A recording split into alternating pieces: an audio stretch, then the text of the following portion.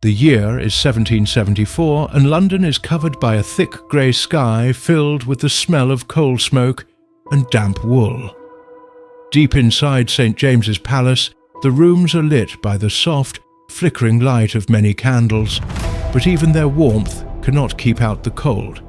From the stone walls, inside a quiet and richly decorated room, a huge mahogany table is covered with maps, official reports, and piles of documents tied together with ribbons. Sitting alone at the head of the table is not a king wearing a shining crown, but King George III. He is in his late 30s. His eyes look tired but focused, and his hands rest on the papers in front of him. As he reads the latest reports, his face shows calm determination mixed with exhaustion. The messages from the American colonies speak of growing resistance. They describe protests, tea being thrown into a harbour, and local assemblies meeting openly to challenge the British Crown. The king's advisers, dressed in powdered wigs and fine silk coats, stand quietly nearby. They speak in low, worried voices as they wait for his decision. The future of the British Empire, which stretches from the frozen lands of Canada to the sunny islands of the Caribbean, depends on what is decided inside this peaceful-looking room. King George knows how serious the situation has become. He understands that once a rebellion begins, it can quickly grow beyond anyone's control. He looks closely at a map of the American colonies, slowly moving his fingers along the coastline from Massachusetts Bay to the Carolinas. But did you know that this was the moment when the last real chance for a peaceful solution began to disappear, as the decisions made in London would soon lead to a conflict that would change history? The American Revolutionary War did not begin because of one single gunshot. Instead, it grew slowly over many years as problems between the American colonies and Great Britain became worse. The causes of the conflict had been building for more than 10 years before the first battle. The anger and frustration that led to war had deep roots in the relationship between Britain and its colonies. For much of the 18th century, the American colonies enjoyed a period that historians call salutary neglect. During this time, the British government did not strictly enforce many of its laws. As long as the colonies stayed loyal to Britain and helped its economy grow, they were mostly left alone. This gave the colonies the freedom to manage many of their own affairs. They created their own local governments, built strong economies, and slowly developed a sense of independence. Although they were still British subjects, they were also beginning to see themselves as Americans with their own identity. Everything changed after the 7 Years' War, which was known in America as the French and Indian War. Britain won the war, but it was left with huge debts. British leaders believed it was only fair that the American colonists should help pay for the cost of defending the colonies, because they had benefited from Britain's victory over France. While this idea seemed reasonable to people in London, many colonists strongly disagreed. They believed they had already done their part by providing soldiers, supplies, and other support during the war. They felt their sacrifices were being ignored. To raise money, the British Parliament began passing new taxes and laws for the colonies, ending the old policy of leaving them mostly alone. One of the first was the Sugar Act of 1764, which placed taxes on molasses. The British hoped this would reduce smuggling, but it mainly made colonists unhappy because it made an everyday product more expensive. The next year, Parliament introduced the Stamp Act of 1765. This law required taxes to be paid on almost every printed item, including newspapers, legal papers, licenses, and even playing cards. This law caused widespread anger. The colonists argued that they should not have to pay taxes without agreeing to them. They expressed this belief with the famous slogan, "No taxation without representation. Since they had no representatives in the British Parliament, they believed these taxes violated the rights they deserved as British citizens. The colonists responded by refusing to buy British goods, and protests spread across the colonies.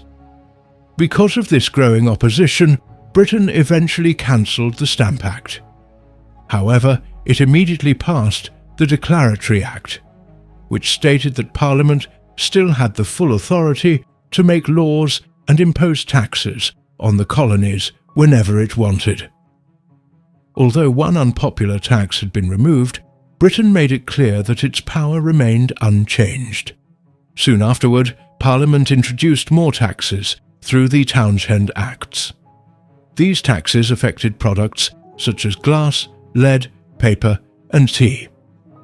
Once again, protests became larger, and the relationship between Britain and the colonies became even more tense. One of the most famous events during this period happened in the year 1770.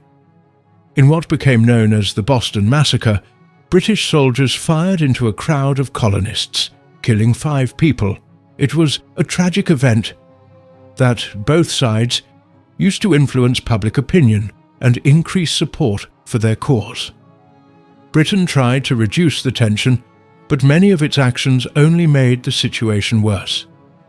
In the year 1773, Parliament passed the Tea Act to help the struggling British East India Company. The law allowed the company to sell tea directly in the colonies, making it cheaper than before. However, many colonists believed this was simply another attempt to make them accept Britain's right to tax them. In response, a group of colonists dressed as Native Americans boarded British ships in Boston Harbor and threw 342 chests of tea into the water. This protest became known as the Boston Tea Party, and quickly became one of the most famous acts of resistance before the war. The British government reacted with anger. It passed a series of strict laws called the Coercive Acts, which the colonists called the Intolerable Acts. These laws closed Boston Harbor until the destroyed tea was paid for, reduced the powers of the local government in Massachusetts, allowed British officials accused of crimes to be tried in Britain instead of the colonies, and increased the number of British soldiers stationed in Boston. For many colonists, this was the breaking point. The other colonies believed these punishments threatened everyone's freedoms, not just those of Massachusetts. As a result, they began working together more closely than ever before. Delegates from the colonies met at the First Continental Congress in Philadelphia in the year 1774. This meeting marked an important step because, for the first time, the colonies acted as one united group. They agreed to stop buying British goods and sent a petition to King George III, hoping to settle the dispute peacefully. However, the King and Parliament viewed the colonies' actions as open rebellion. The chances for a peaceful solution quickly disappeared. Both sides began preparing for war by collecting weapons, storing gunpowder, and training local militias. Britain sent more soldiers to Boston under the command of General Thomas Gage. He was ordered to stop the growing rebellion. At that time, the British government believed that only a small number of radical leaders were causing trouble and that most colonists remained loyal to the crown. They would soon discover that this belief was badly mistaken. As the cold winter ended and the spring of 1775 arrived, fear spread across the Massachusetts countryside. General Gage received reports that colonial militia members known as the Minutemen were storing weapons and gunpowder in the town of Concord. He was ordered to seize these supplies and, if possible, arrest 2 important revolutionary leaders, Samuel Adams and John Hancock, who were believed to be staying in the nearby town of Lexington. On the night of April 18th, hidden by darkness, the British Governor General Thomas Gage sent about 700 British soldiers known as the Redcoats, out of Boston. Their mission was supposed to remain secret, but the colonists were already watching their every move. As soon as the troops began marching, Paul Revere, William Dawes, and several other riders raced through the countryside to warn the people. Many people know the famous line, "One if by land and two if by sea." Those words refer to the lantern signals placed in the tower of the old North Church. However, the real story was more complicated. There were several riders spreading the warning, and they did not shout, "The British are coming," because most colonists still thought of themselves as British. Instead, they warned that the regulars are coming out. It may seem like a small difference, but it was an important one. The warning spread quickly from town to town. Sleeping farmers, blacksmiths, and other local men woke up, grabbed their muskets, and hurried to join the local militias. Meanwhile, the British march was far from quiet. Hundreds of soldiers marching together made plenty of noise, and news of their movement travelled ahead of them. By sunrise on April 19th, the British soldiers reached Lexington. There they found about 77 Minutemen standing on the village green. The morning sun had just begun to rise, shining softly over the tense scene. British Major John Pitcairn, who led the advance force, rode forward and ordered the colonists to leave. He demanded that they put down their weapons and called them rebels. The Minutemen were led by Captain John Parker, who reportedly told his men, "Stand your ground, don't fire unless fired upon. But if they mean to have a war, let it begin here." Then a single gunshot broke the silence. To this day, no one knows who fired the first shot. Historians still debate whether it came from a nervous colonist, an eager British soldier, or even from an accidental gunshot. Whatever its source, that mysterious shot became known as the shot heard around the world because it marked the beginning of a conflict that would change history. After hearing the shot, the British soldiers fired a confused volley. The Minutemen, who were heavily outnumbered, quickly scattered. 8 colonists were killed and 10 were wounded. The British then continued toward Concord, expecting to destroy military supplies stored there. However, thanks to the early warnings, most of those supplies had already been moved. Although the Redcoats destroyed some remaining equipment, they had failed to accomplish their main goal.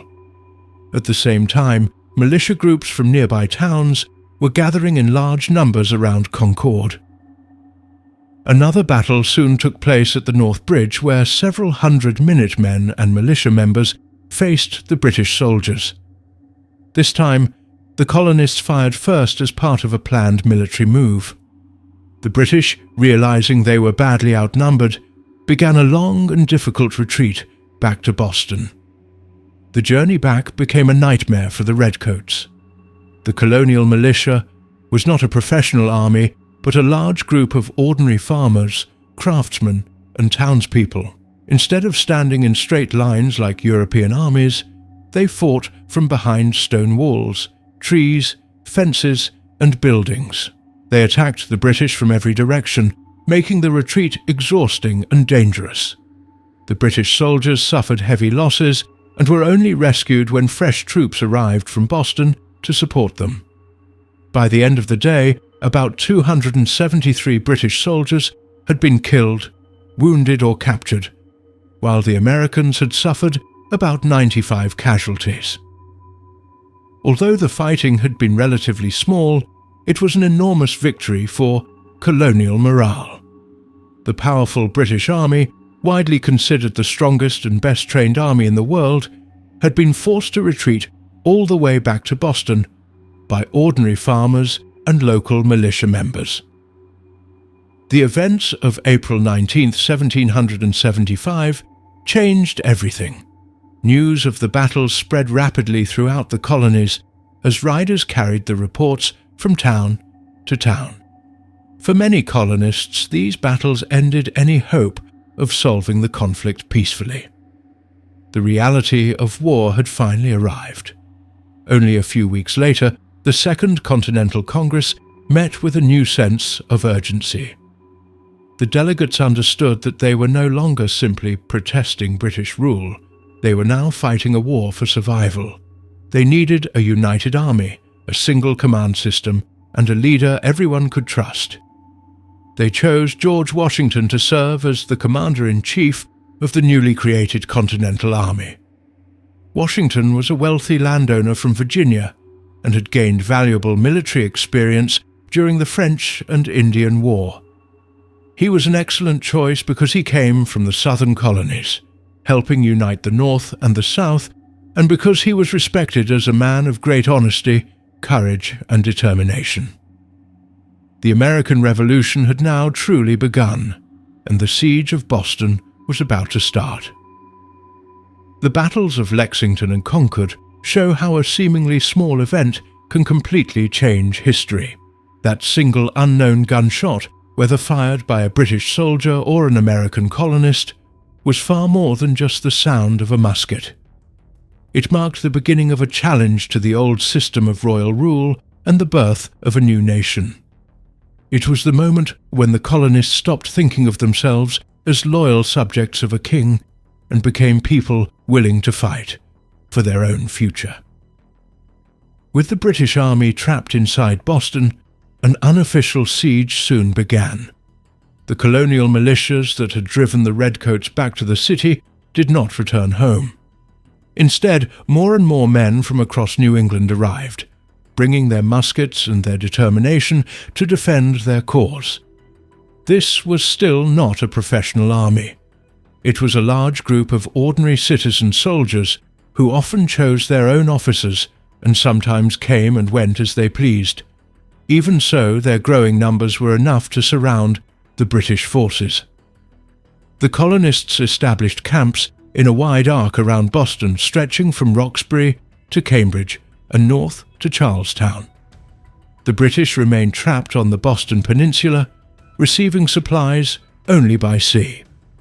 The most important high ground around Boston included the Dorchester Heights and the hills on the Charlestown Peninsula, especially Bunker Hill and Breed's Hill. Whoever controlled these hills would have a clear view of Boston and could place cannons there to attack both the city and the British ships anchored in the harbour.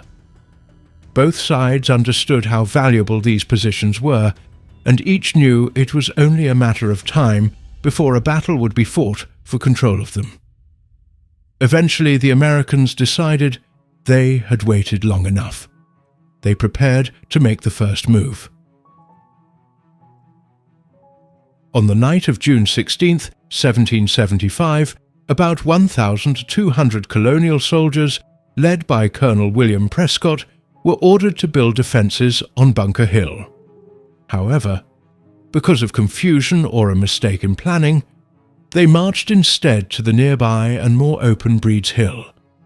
Throughout the night, they quietly dug a dirt fort using shovels and pickaxes, trying not to be noticed in the darkness. When the sun rose on June 17, 1775, the British officers in Boston were shocked to see the American fort on Breed's Hill. They had not expected the colonists to build such strong defences so quickly. General Gage, under pressure from his officers, chose to launch a direct attack. He could have surrounded the hill and waited for the Americans to run out of food and supplies, or landed soldiers behind them to trap them. Instead, he ordered his men to charge straight at the American position, a bold but very costly decision. The British attacked in 3 waves. They crossed the Charles River from Boston in long boats, their bright red uniforms standing out against the green hills. The American soldiers stayed calm and waited. They had very little ammunition, so Colonel Prescott is said to have told them, "Don't fire until you see the whites of their eyes." Whether he actually said those exact words is uncertain, but the advice made sense because their muskets were not accurate over long distances. The first group of British soldiers marched forward in neat lines while their drums beat loudly. The Americans waited until the enemy was very close before opening fire. Their attack was devastating. British soldiers fell across the field, and the survivors were forced to retreat in confusion. The second attack ended the same way. The Americans again held their fire until the last moment and then struck with deadly accuracy. The British suffered heavy losses once more. During the third attack, however, the situation changed. The American defenders had almost no gunpowder or musket balls left. As the British charged with fixed bayonets, the colonists had no choice but to fall back. Some fought using their muskets like clubs, while others threw rocks before retreating. The British finally captured the hill, but they paid a terrible price. More than 1,000 British soldiers were killed or wounded, which was more than twice the number of American losses. Although Britain won the battle, it was a victory that came at such a high cost that it hardly felt like a success. British Major General Henry Clinton later said, "A few more such victories will destroy us." The Battle of Bunker Hill became a great moral victory for the Americans. It proved that the colonial militias, whom the British often dismissed as inexperienced local fighters, could stand up against one of the strongest armies in the world. It also showed Britain that this was not a small rebellion that could be crushed quickly. The colonists were prepared to fight and even die for their cause. The siege of Boston continued, but both sides now understood that the war would be much harder than they had first imagined. At the same time, the Second Continental Congress was meeting in Philadelphia. It chose George Washington as Commander-in-Chief of the Continental Army, one of the most important decisions of the entire war. Washington arrived in Cambridge in July of 1775 to take charge of the soldiers surrounding Boston. The army he inherited was poorly organized. The soldiers came from different colonies, had different enlistment periods, followed different rules, and lacked proper training, discipline, and equipment. Washington's task was not only to win battles, but also to turn this group of volunteers into a real professional army. One of the first things Washington did was introduce stronger military discipline. He worked to reduce disorder and encourage the soldiers to follow orders and work together as one force. It was a slow and difficult process, but it was necessary if the American Revolution was going to succeed. The siege continued through the summer and autumn. There were small fights from time to time, but neither side launched a major attack. The British remained trapped inside Boston, while the Americans did not have enough heavy cannons to force them out. That problem would soon be solved in an extraordinary way. Washington knew that the key to ending the siege was heavy artillery. The British had powerful cannons protecting both Boston and the ships in the harbour, but the Americans did not have weapons large enough to challenge them. However, there was hope. Earlier that year, American forces had captured many cannons and mortars at Fort Ticonderoga and Crown Point in what is now upstate New York. The man chosen to bring these weapons to Boston was Henry Knox, a bookseller from Boston. He was known for his large size, energetic personality, and remarkable talent for solving engineering and transportation problems. Knox's mission sounded simple. He had to travel to Fort Ticonderoga, collect the captured cannons, and bring them all the way to Boston. In reality, it was one of the hardest military transport operations of the entire war. He and his team had to move the heavy weapons across more than 300 miles of rough, frozen land during the middle of winter. Snow, ice, forests, mountains, and freezing temperatures stood in their way. Knox began the journey in November of 1775.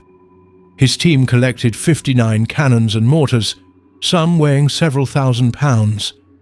They loaded the massive weapons onto large sleds pulled by oxen. For more than 2 months, the men slowly dragged and pushed the heavy guns across snow-covered hills, frozen rivers, and thick forests. Some days they managed to travel only a few miles. They struggled through blizzards, repaired broken sleds, and constantly worried that the ice beneath them might crack and send the cannons into the freezing water. By the end of January 1776, the famous noble train of artillery finally reached Cambridge, Massachusetts. The arrival of the cannons greatly lifted the spirits of the Continental Army. It showed the soldiers that real progress was being made. At last, George Washington had the weapons he needed to end the siege of Boston. Washington planned to place the cannons on Dorchester Heights, a hill that looked down over Boston and its harbour. From there, the Americans could fire on the city and the British ships, making it impossible for the British to remain safely in Boston. On the night of March 4th, Washington's soldiers quietly moved onto the heights under the cover of darkness. They used ready-made wooden structures and bales of hay to hide the sound of their work. Because the ground was frozen solid, they could not dig trenches. Instead, they quickly built walls and defences above the ground. They worked silently and so fast that their effort would impress even a modern construction team. The British had become too comfortable and did not expect such a bold move. When the sun rose on March 5th, the British commander, General William Howe, looked toward Dorchester Heights and saw American cannons aimed directly at his ships and his troops. He was said to be shocked and reportedly exclaimed that the Americans had done more work in a single night than he could have made his own army do in 3 months. The British were now trapped in a very dangerous situation.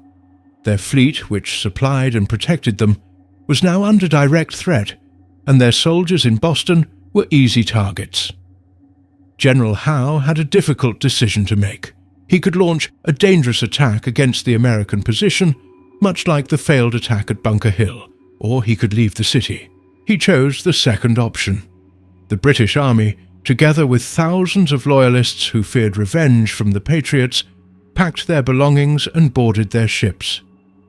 On March 17th, 1776, a day that is still celebrated in Boston as Evacuation Day, the last British ships sailed out of Boston Harbor. The American army marched into the city without firing a single shot. The siege had finally ended. This was a huge victory for the Continental Army and a serious blow to British confidence. For the first time, the Americans had taken control of a major city and had shown they could outsmart the British Army. The victory also strengthened George Washington's reputation as a skilled military leader and proved to the world that the American fight for freedom was a serious cause. Historians generally agree that this victory in Boston played an important role in encouraging the Second Continental Congress to declare independence only a few months later, on July 4th, 1776. It showed that the Americans were capable of defeating British forces and gave them the confidence to break away from Great Britain forever. Even so, the war was far from finished. The British fleet carrying General Howe and his army sailed to Halifax, Nova Scotia, where they planned their next campaign. They intended to return with a much larger force. Their next target would be the most important city in the colonies, New York. The easier part of the war was over, and much harder battles were still ahead. For the moment, however, the Americans celebrated a victory won through courage, clever planning, and the hard work of moving heavy cannons into place. While the British were sailing north to Halifax and the Americans were celebrating in Boston, the war was already spreading to other parts of the colonies. The British decided to open another front in the south because they believed many loyalists there would support them. As the main army travelled north, another British force headed towards the southern colonies. Their goal was to capture an important port, establish a military base, and gather loyalist support. Their chosen target was Charleston, South Carolina, a rich and strategically important city. In early June 1776, a British fleet led by Admiral Sir Peter Parker arrived off the coast of Charleston. The land forces were commanded by General Henry Clinton, who had also fought earlier in the war. In early June 1776, a British fleet led by Admiral Sir Peter Parker arrived off the coast of Charleston. The land forces were commanded by General Henry Clinton, who had also fought earlier in the war. Their plan seemed simple. The Navy would bombard a small American fort on Sullivan's Island, which guarded the entrance to the harbour. At the same time, British soldiers would land on a nearby island, cross over, and attack the fort from behind. It looked like a well-planned operation. Inside the fort, a determined force of just over 400 American soldiers was led by Colonel William Moultrie. Although they were worried, they trusted their newly built fort. It had been quickly constructed using local palmetto logs and sand. At first, this did not seem like a strong defence, but it soon proved to be the perfect material. When the British warships opened fire, their cannonballs failed to destroy the fort. Instead of smashing through the walls, the cannonballs sank into the soft palmetto logs or were absorbed by the sand. It was almost like firing into a giant cushion. The Americans answered with their own cannons, and their shots were far more effective. Their cannonballs tore through the wooden sides of the British ships, causing heavy damage. General Clinton's soldiers also ran into trouble. They tried to cross the water separating them from Sullivan's Island, but they discovered that it was much deeper than expected. Historians agree that Clinton's men could do little except stand on the opposite shore and watch the battle, unable to help the sailors fighting offshore. The British had expected their naval attack to decide the battle quickly, but instead it turned into a disaster. Their ships were badly damaged while the Americans continued firing accurately from their well-protected fort. After 9 hours of fighting, the British fleet could no longer continue. Unable to silence the American guns, it withdrew from the battle. The entire expedition had failed. After travelling such a long distance, the British had achieved nothing except damaged ships and wounded pride. General Clinton's army, which had barely taken part in the battle, eventually sailed away as well. The Battle of Sullivan's Island became another major victory for the Americans. It protected Charleston for almost 4 years and temporarily ended the British threat in the southern colonies. The victory was especially important because it proved that American forces could defeat a combined attack from both the British Army and Navy. It also gave the Americans valuable confidence for the difficult years that still lay ahead.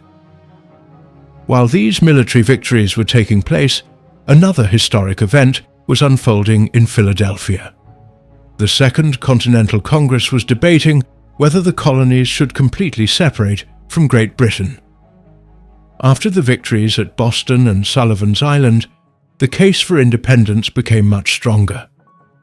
Leaders such as Thomas Jefferson, John Adams, and Benjamin Franklin carefully discussed whether the time had finally come to make a complete and permanent break from British rule.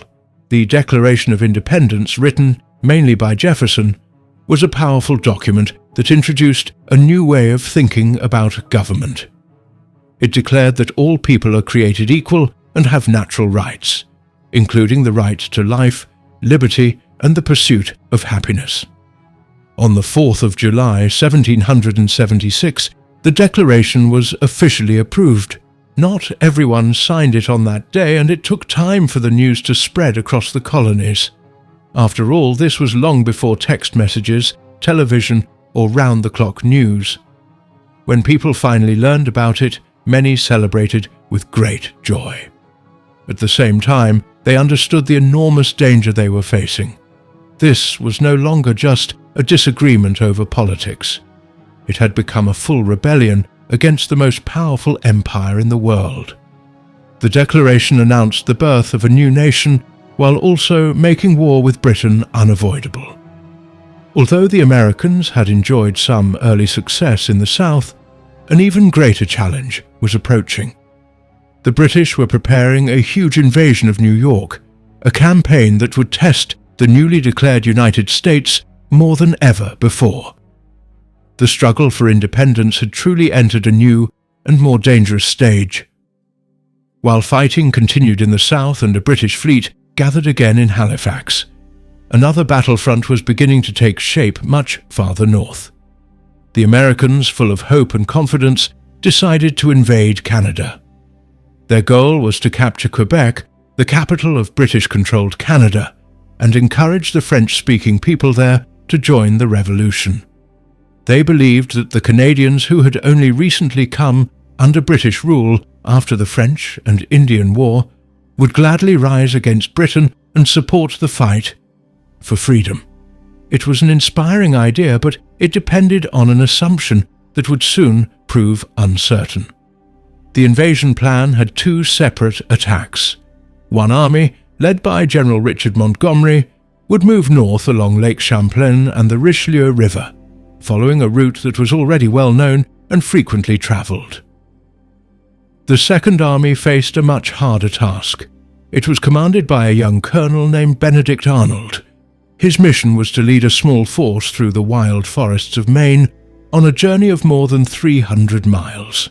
The soldiers would travel up the Kennebec River and then carry their boats and supplies across rough land to the Chaudière River, which eventually flowed toward Quebec City. The journey sounded like an adventure from a storybook, but for the soldiers, it quickly became a nightmare. At first, Montgomery's campaign went well. His army captured Fort Chambly, then St. John's, and finally took Montreal in November of 1775.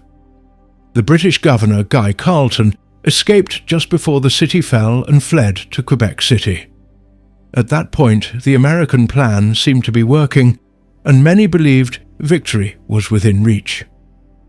Arnold's march through the wilderness, however, became one of the most difficult expeditions of the entire war.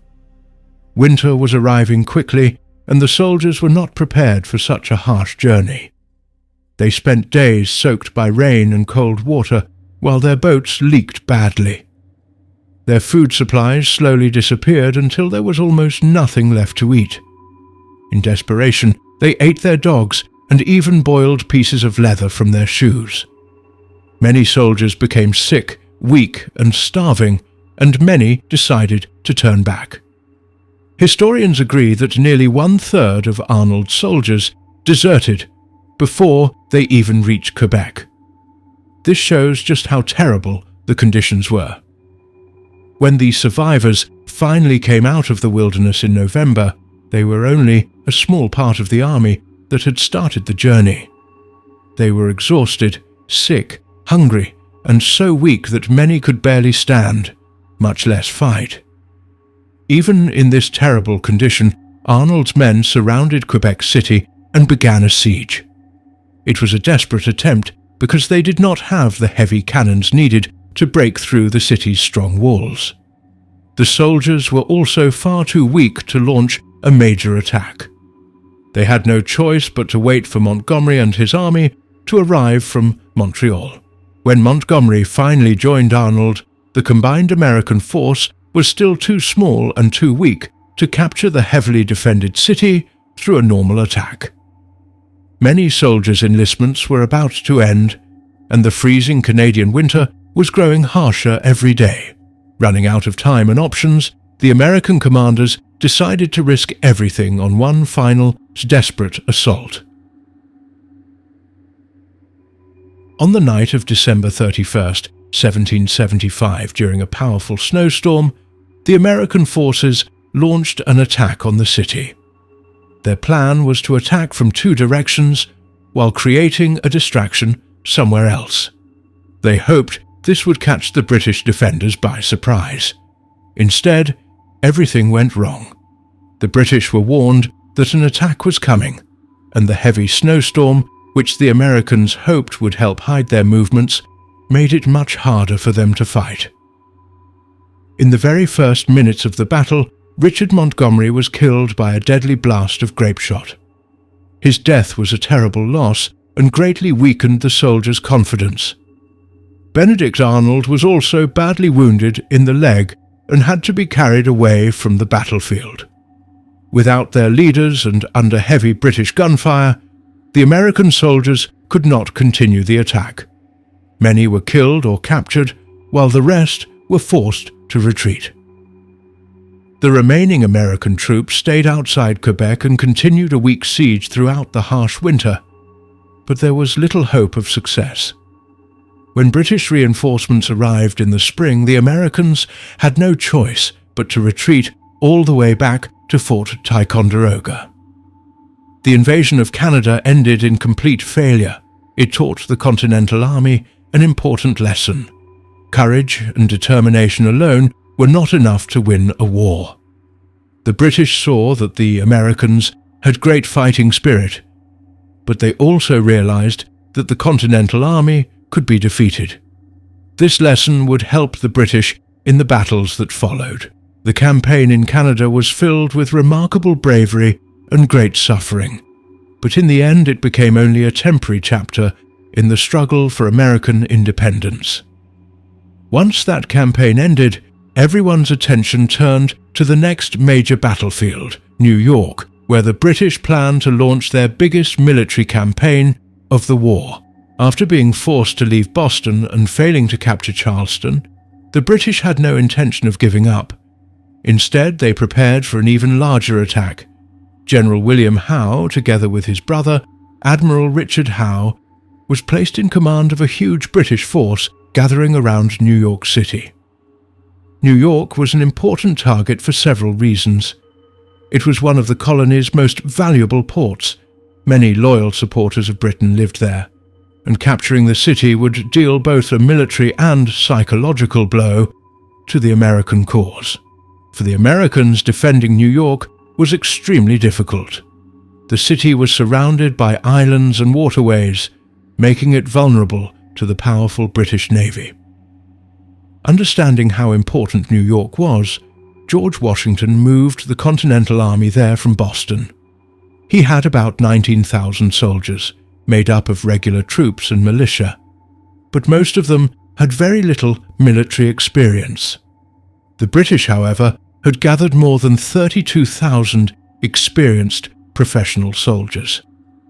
Their army also included thousands of well-trained Hessian mercenaries, making it far stronger than the American force. The British Navy brought more than 400 ships, creating the largest overseas military expedition that Great Britain had ever assembled. The difference in strength between the two sides was enormous. It was like a high school football team trying to compete against a professional league. In late June 1776, the British invasion truly began when the Howe brothers landed their forces on Staten Island. Washington knew he could not defend New York City itself, so he chose to make his stand on Long Island, where he believed the main British attack would take place.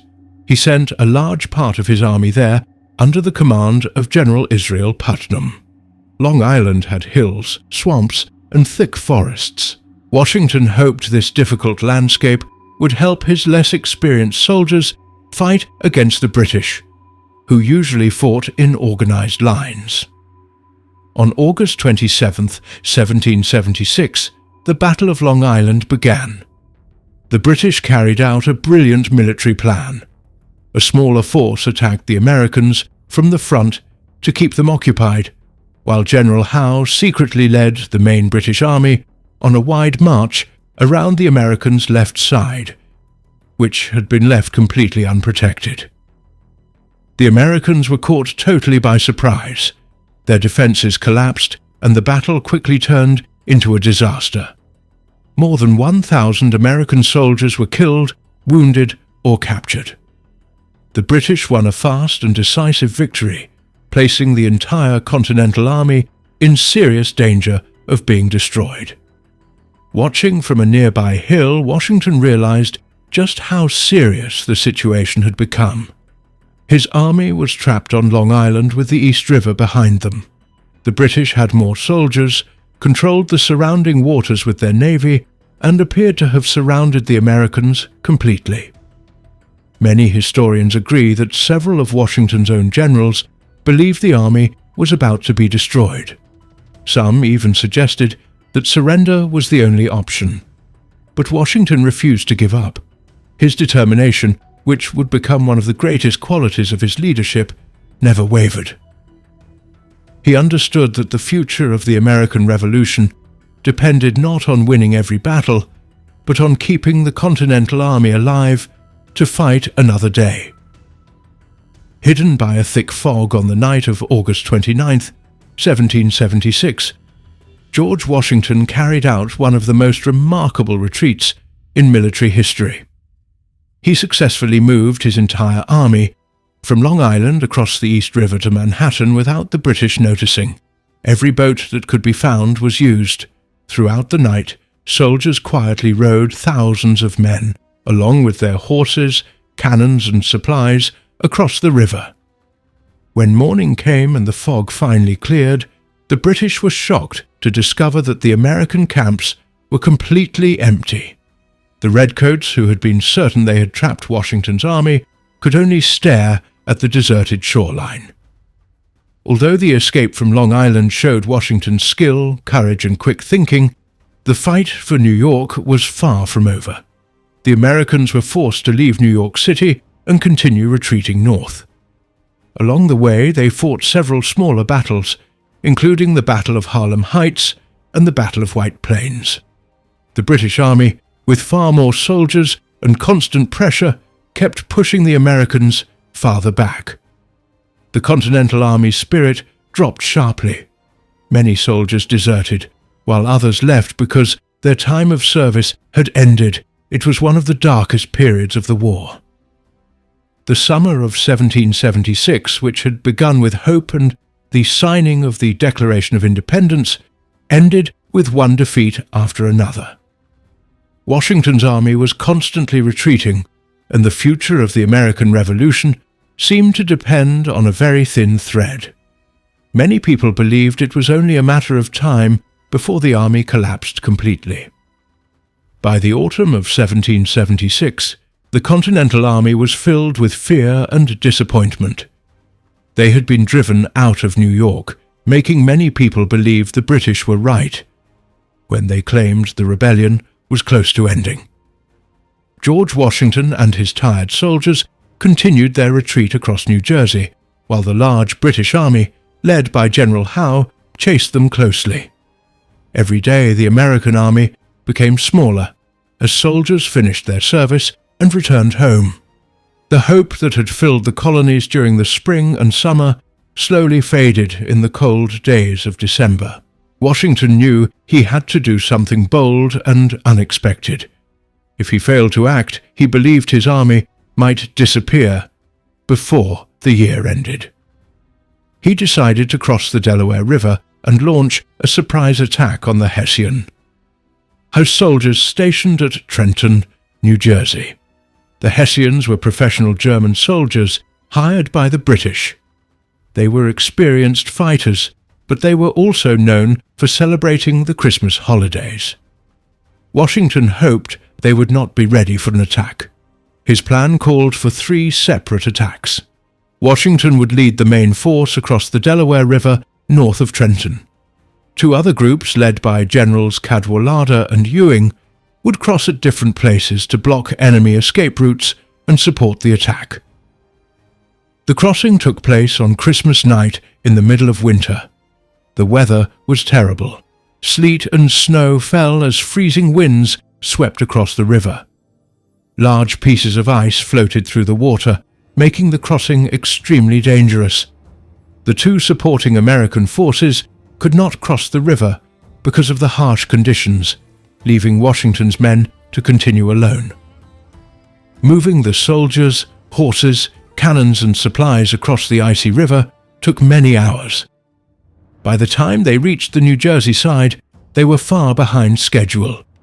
Soaked by the freezing weather and still faced a long march to Trenton.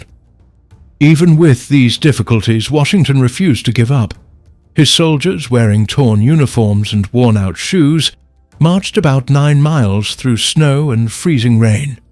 They moved quietly with only the sound of boots crunching through the snow, the cold wind and the shivering of exhausted men breaking the silence. Just after sunrise, they reached Trenton and completely surprised the Hessian soldiers. Many of the Hessians were still recovering from their Christmas celebrations and were totally unprepared. Their commander, Colonel Johann Roll, was killed during the opening moments of the battle. Without their leader, the Hessian soldiers quickly lost control, and confusion spread through their ranks. The battle ended very quickly. Nearly 900 Hessian soldiers were captured, while more than 100 were killed or wounded. The Americans suffered only a small number of casualties. Washington's men also captured many valuable supplies, including guns, ammunition, and military equipment. The victory at Trenton greatly lifted American spirits, but Washington knew the danger was not over. The British Army was still close by and would soon strike back. Showing his skill once again, Washington crossed the Delaware River with his prisoners, allowed his men a short rest, and then crossed back into New Jersey to set up camp near Trenton. General Cornwallis, who commanded the British forces, was furious. He quickly marched toward Trenton to attack Washington. On January 2, 1777, the two armies faced each other on opposite sides of a small creek. The next night, Washington carried out another brilliant move. He left his campfires burning to fool the British into thinking his army was still there. Under the cover of darkness, he quietly marched his soldiers around the British lines and headed toward Princeton, an important British supply centre. When Cornwallis's soldiers woke the next morning, they were amazed to find the American camp empty. By then, Washington had already reached Princeton and surprised another British force. The fighting was short but fierce. Once again, the Americans won. They captured the town, seized valuable military supplies, and proved that the British could not trap them so easily. The victories at Trenton and Princeton became major turning points in the American Revolution. They were not the largest battles of the war, but they changed how people felt about the struggle.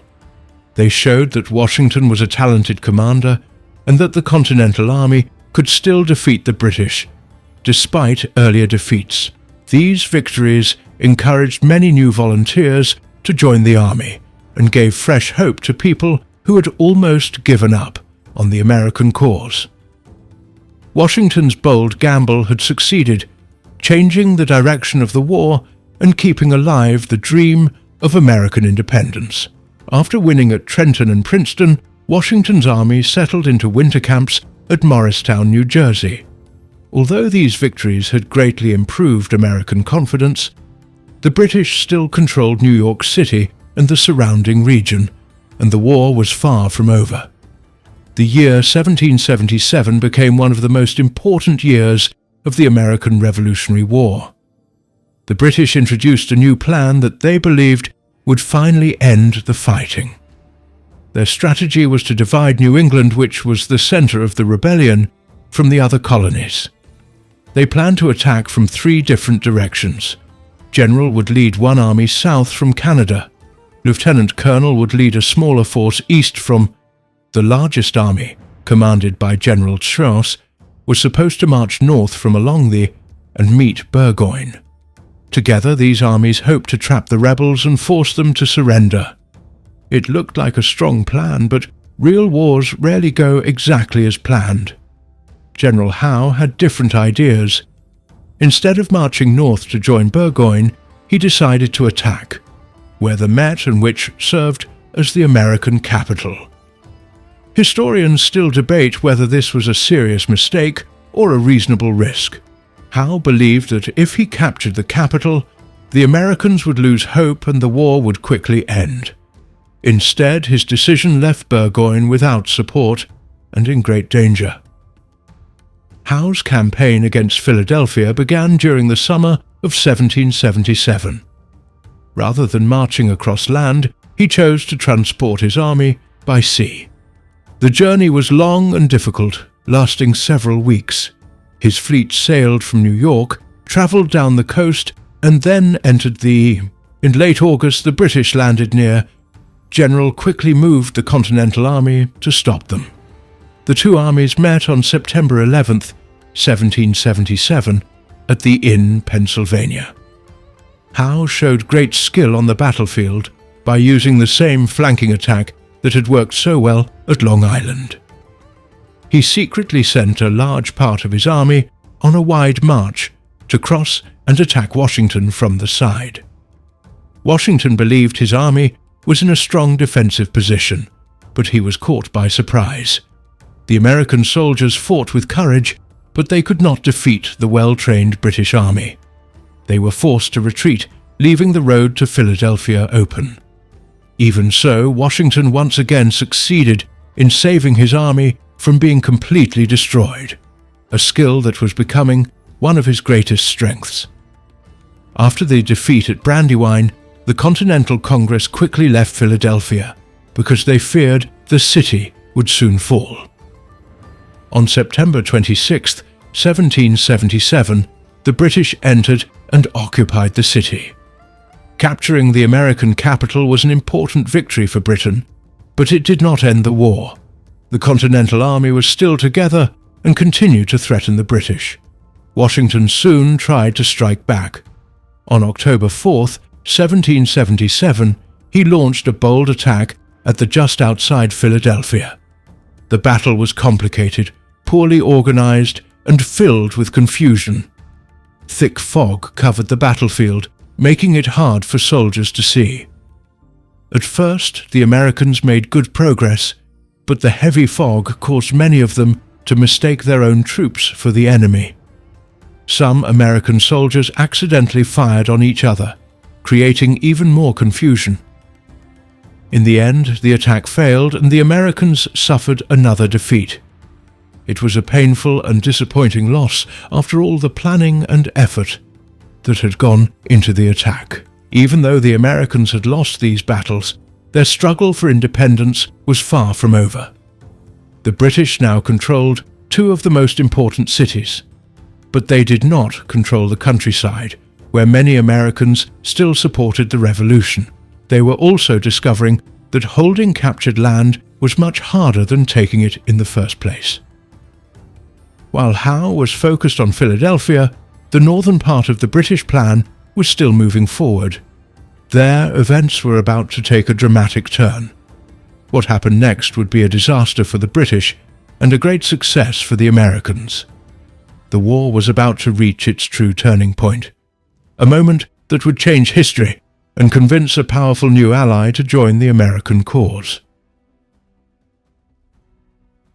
While General Howe was busy taking Philadelphia, a very different and far more important story was unfolding in the northern part of the war. General John Burgoyne, often called Gentleman Johnny, was leading a large British army south from Canada. He was known as much for enjoying plays and parties as he was for being a soldier. His mission was to meet up with British forces moving north from New York and cut New England off from the rest of the colonies. At first, Burgoyne's campaign seemed to be going very well. He quickly captured Fort Ticonderoga on Lake Champlain, one of the Americans' most important forts. The American army, led by General Arthur St. Clair, had abandoned the fort and retreated, which greatly disappointed George Washington. The capture of Fort Ticonderoga was seen as a major British success, and the news was celebrated across London. However, Burgoyne's good fortune soon began to disappear. His army was slowed by a long line of wagons carrying supplies, and it struggled to move through the thick forests and rough land of northern New York. The Americans, first under General Philip Schuyler and later under General Horatio Gates, used the difficult land to their advantage. They cut down trees, destroyed bridges, and blocked roads, making it almost impossible for the British to move quickly. American militia fighters, who knew the local area very well, attacked British soldiers whenever they had the chance. They captured isolated troops, disrupted supply lines, and constantly slowed the British advance. Burgoyne's army moved so slowly that it covered only a very short distance each day. It was almost like being trapped in a huge traffic jam, except there were swarms of mosquitoes and constant gunfire. The British army also began to run out of food and supplies. Burgoyne sent a large force to gather more supplies, but it was defeated by American militia at the Battle of Bennington. The British lost nearly 1,000 soldiers, and the victory greatly increased American confidence. By the time Burgoyne reached the area around Saratoga, his army was exhausted, hungry, and running low on supplies. The American army, led by General Horatio Gates, had taken up strong defensive positions on Bemis Heights. Gates was a careful and cautious commander, but he was supported by the bold and talented General Benedict Arnold, who would soon become the hero of the campaign. The two armies fought a series of battles that became known as the Battles of Saratoga. The first battle took place on September 19th, 1777. It was fierce and bloody, and neither side won a clear victory. However, it proved that the American army could stand and fight against experienced British soldiers. The second and decisive battle was fought on October 7th, 1777. Desperate to break through the American defences, Burgoyne launched one final attack. The British were met with determined resistance. Even though General Gates had removed Benedict Arnold from active command, Arnold ignored the order.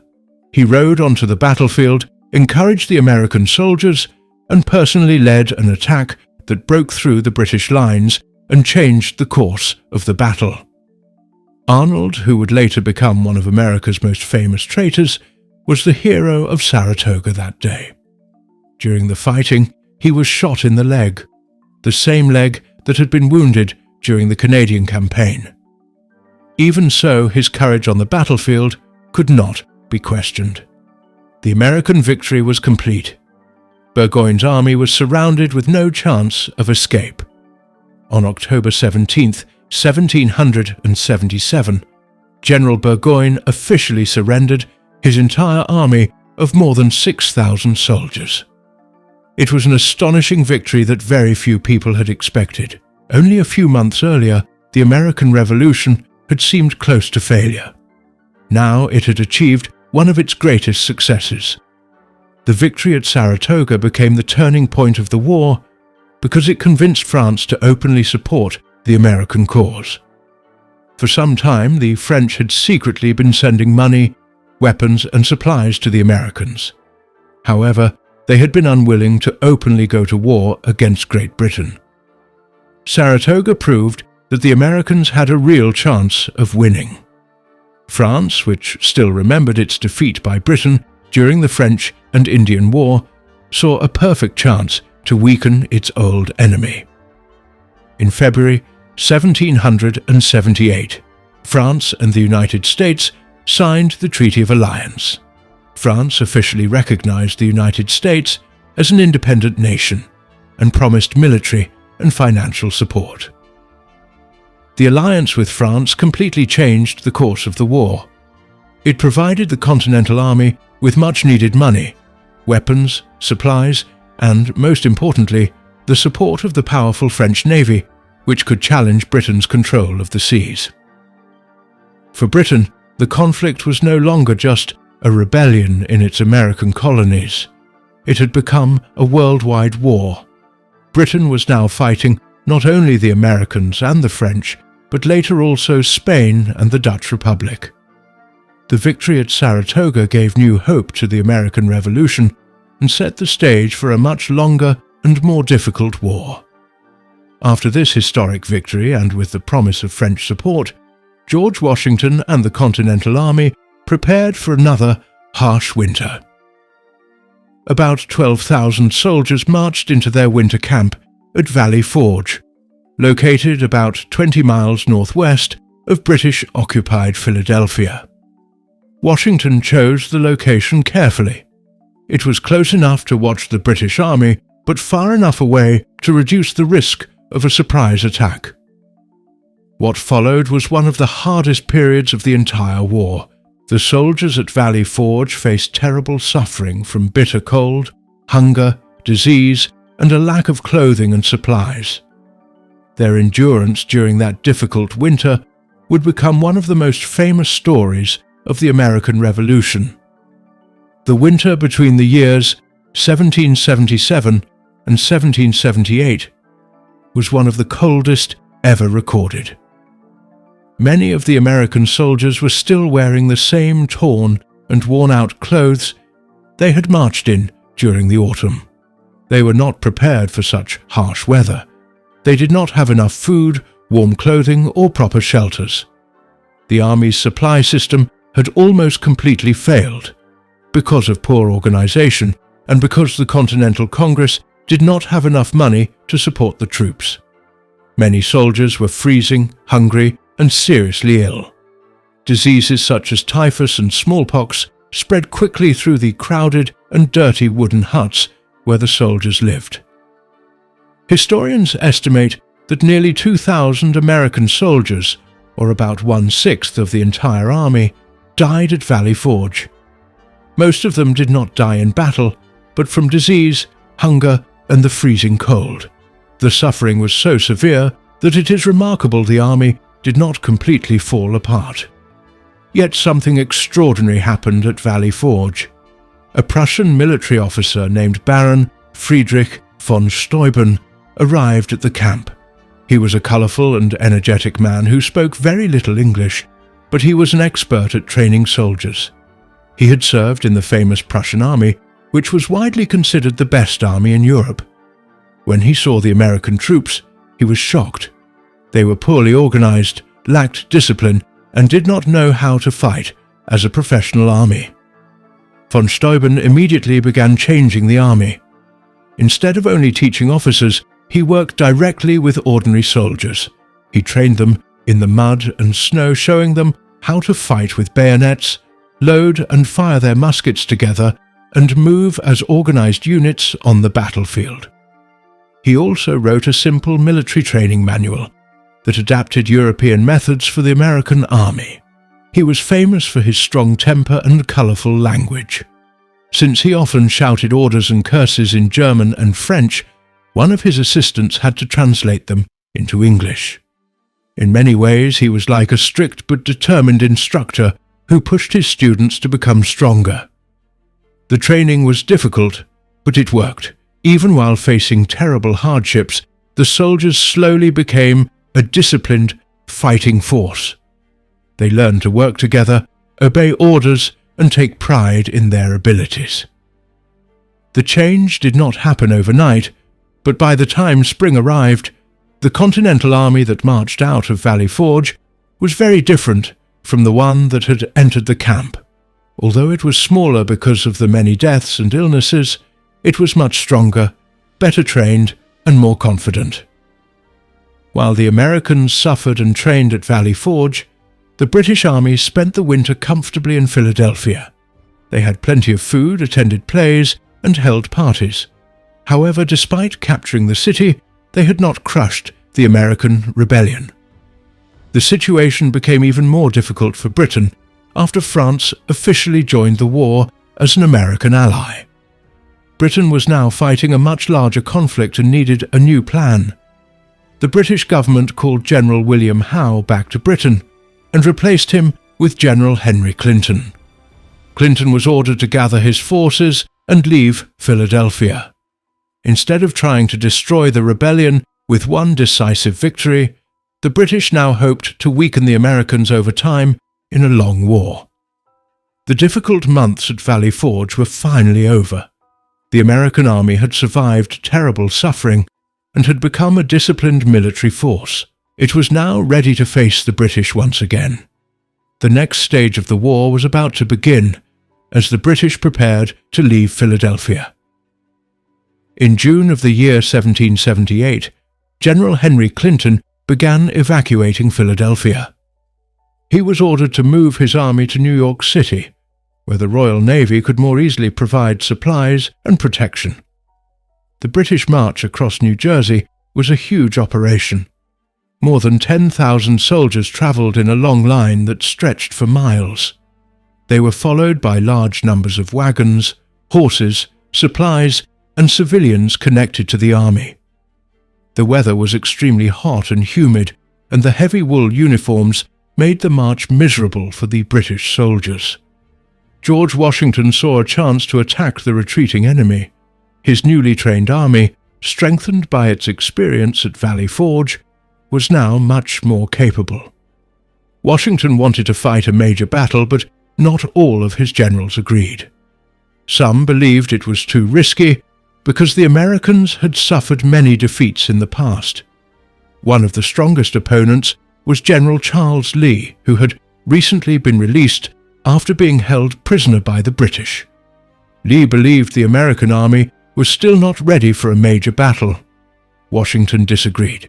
He ordered Lee to lead an advance force of about 5,000 soldiers and attack the British rear guard.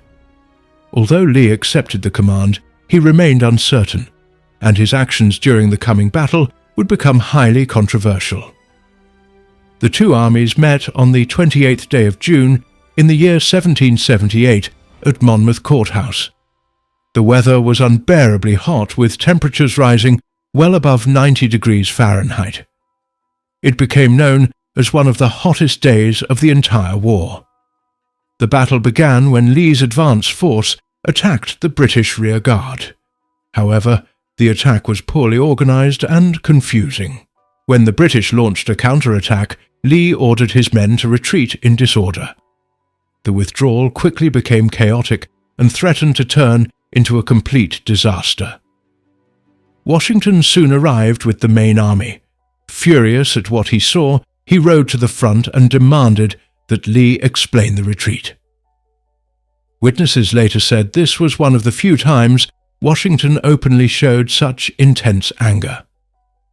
Marquis de Lafayette, who was serving with Washington, later recalled that he had never seen the commander so upset. Washington immediately took control of the situation. He gathered the retreating soldiers, formed a new defensive line, and prepared them to fight.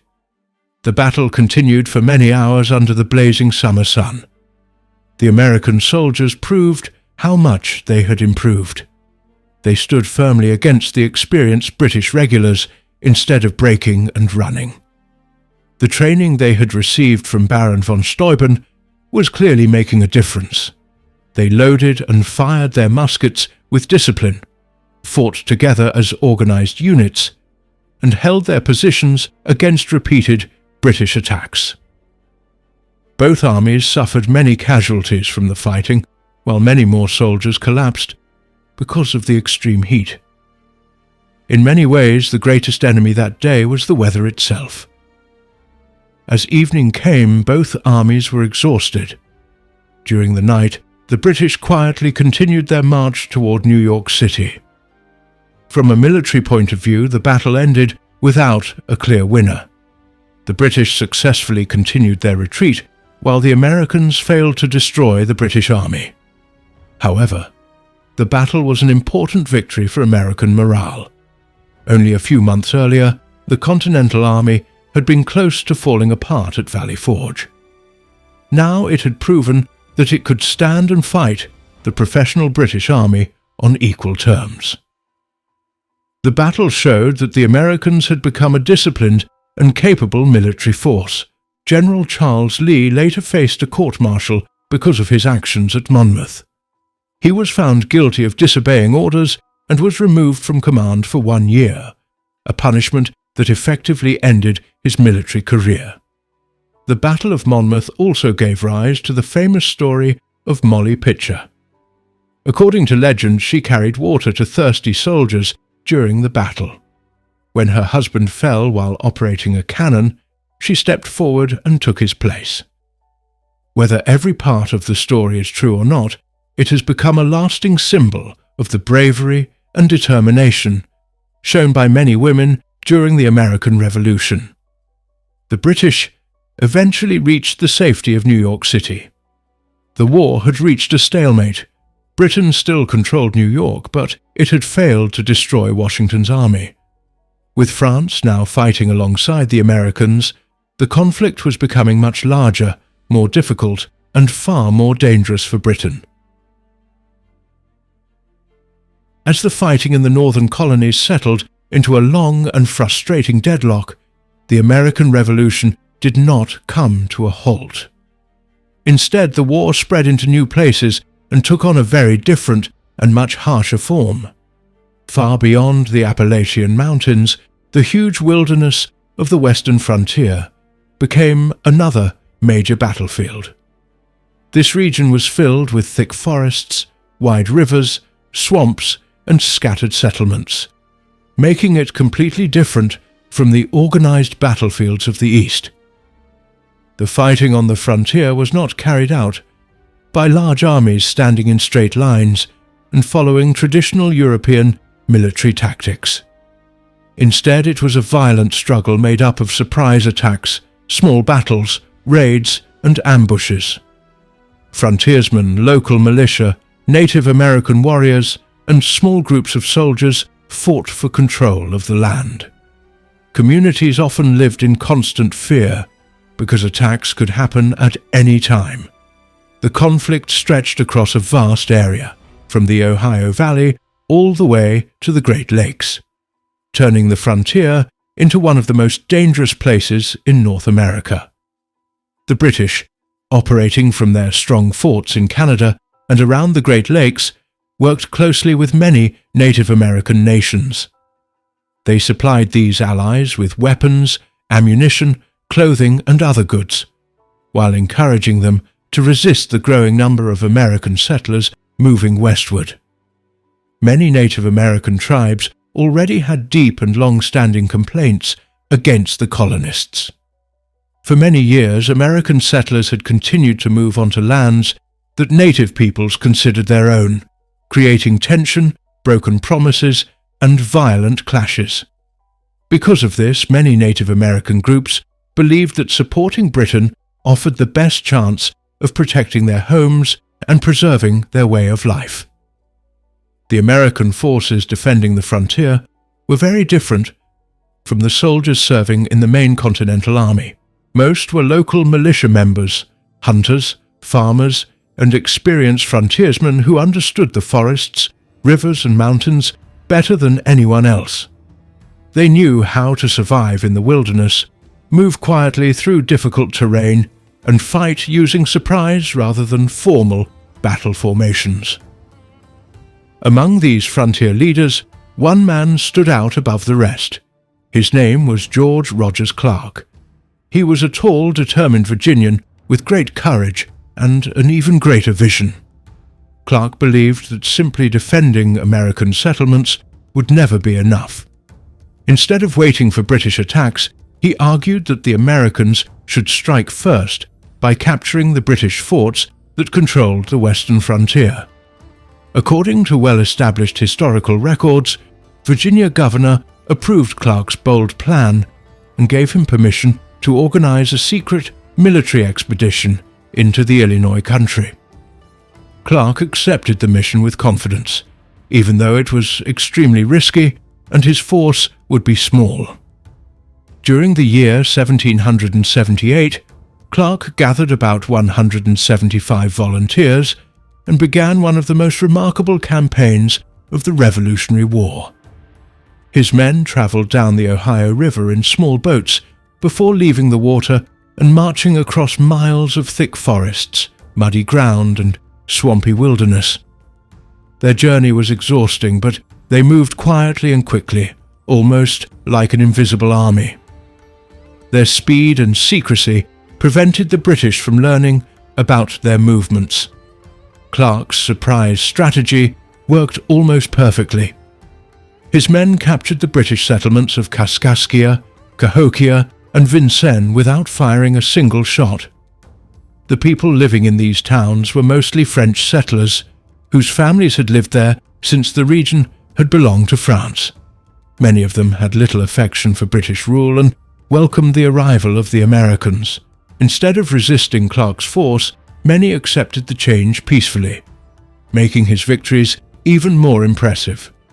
The British, however, had no intention of giving up control of the western frontier without a fight.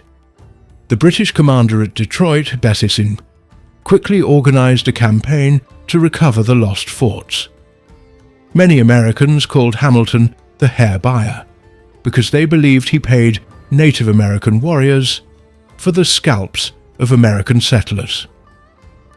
Historians continue to debate whether this accusation was completely true, but the nickname became widely known throughout the colonies. Later in the year 1778, Hamilton led his forces south and successfully recaptured Vincennes. His victory placed the British back in control of one of the most important frontier forts, and many Americans feared that everything Clark had accomplished was about to be lost. George Rogers, Clark refused to accept defeat. During the bitter winter of 1779, he planned an attack so daring that many believed it could never succeed.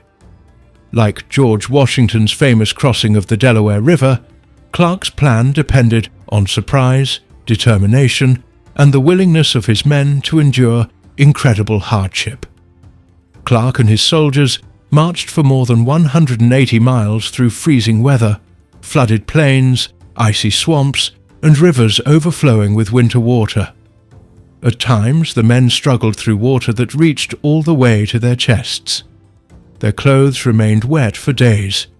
They had very little food, suffered from the freezing cold, and were completely exhausted. Yet they refused to stop. Their determination reflected the strength and confidence that Clark inspired in his men. When they finally reached Vincennes in the month of February, the British had no idea they were coming. Clark then used a clever trick to make his tiny force appear much larger than it really was.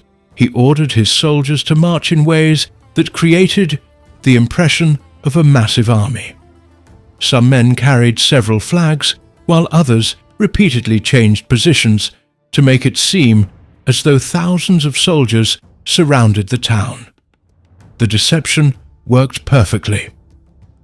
Believing they faced an overwhelming American force, the British commander decided that resistance would be hopeless and surrendered the fort. Clark had won another remarkable victory without fighting a large battle. The capture of Vincennes became one of the greatest American successes on the western frontier.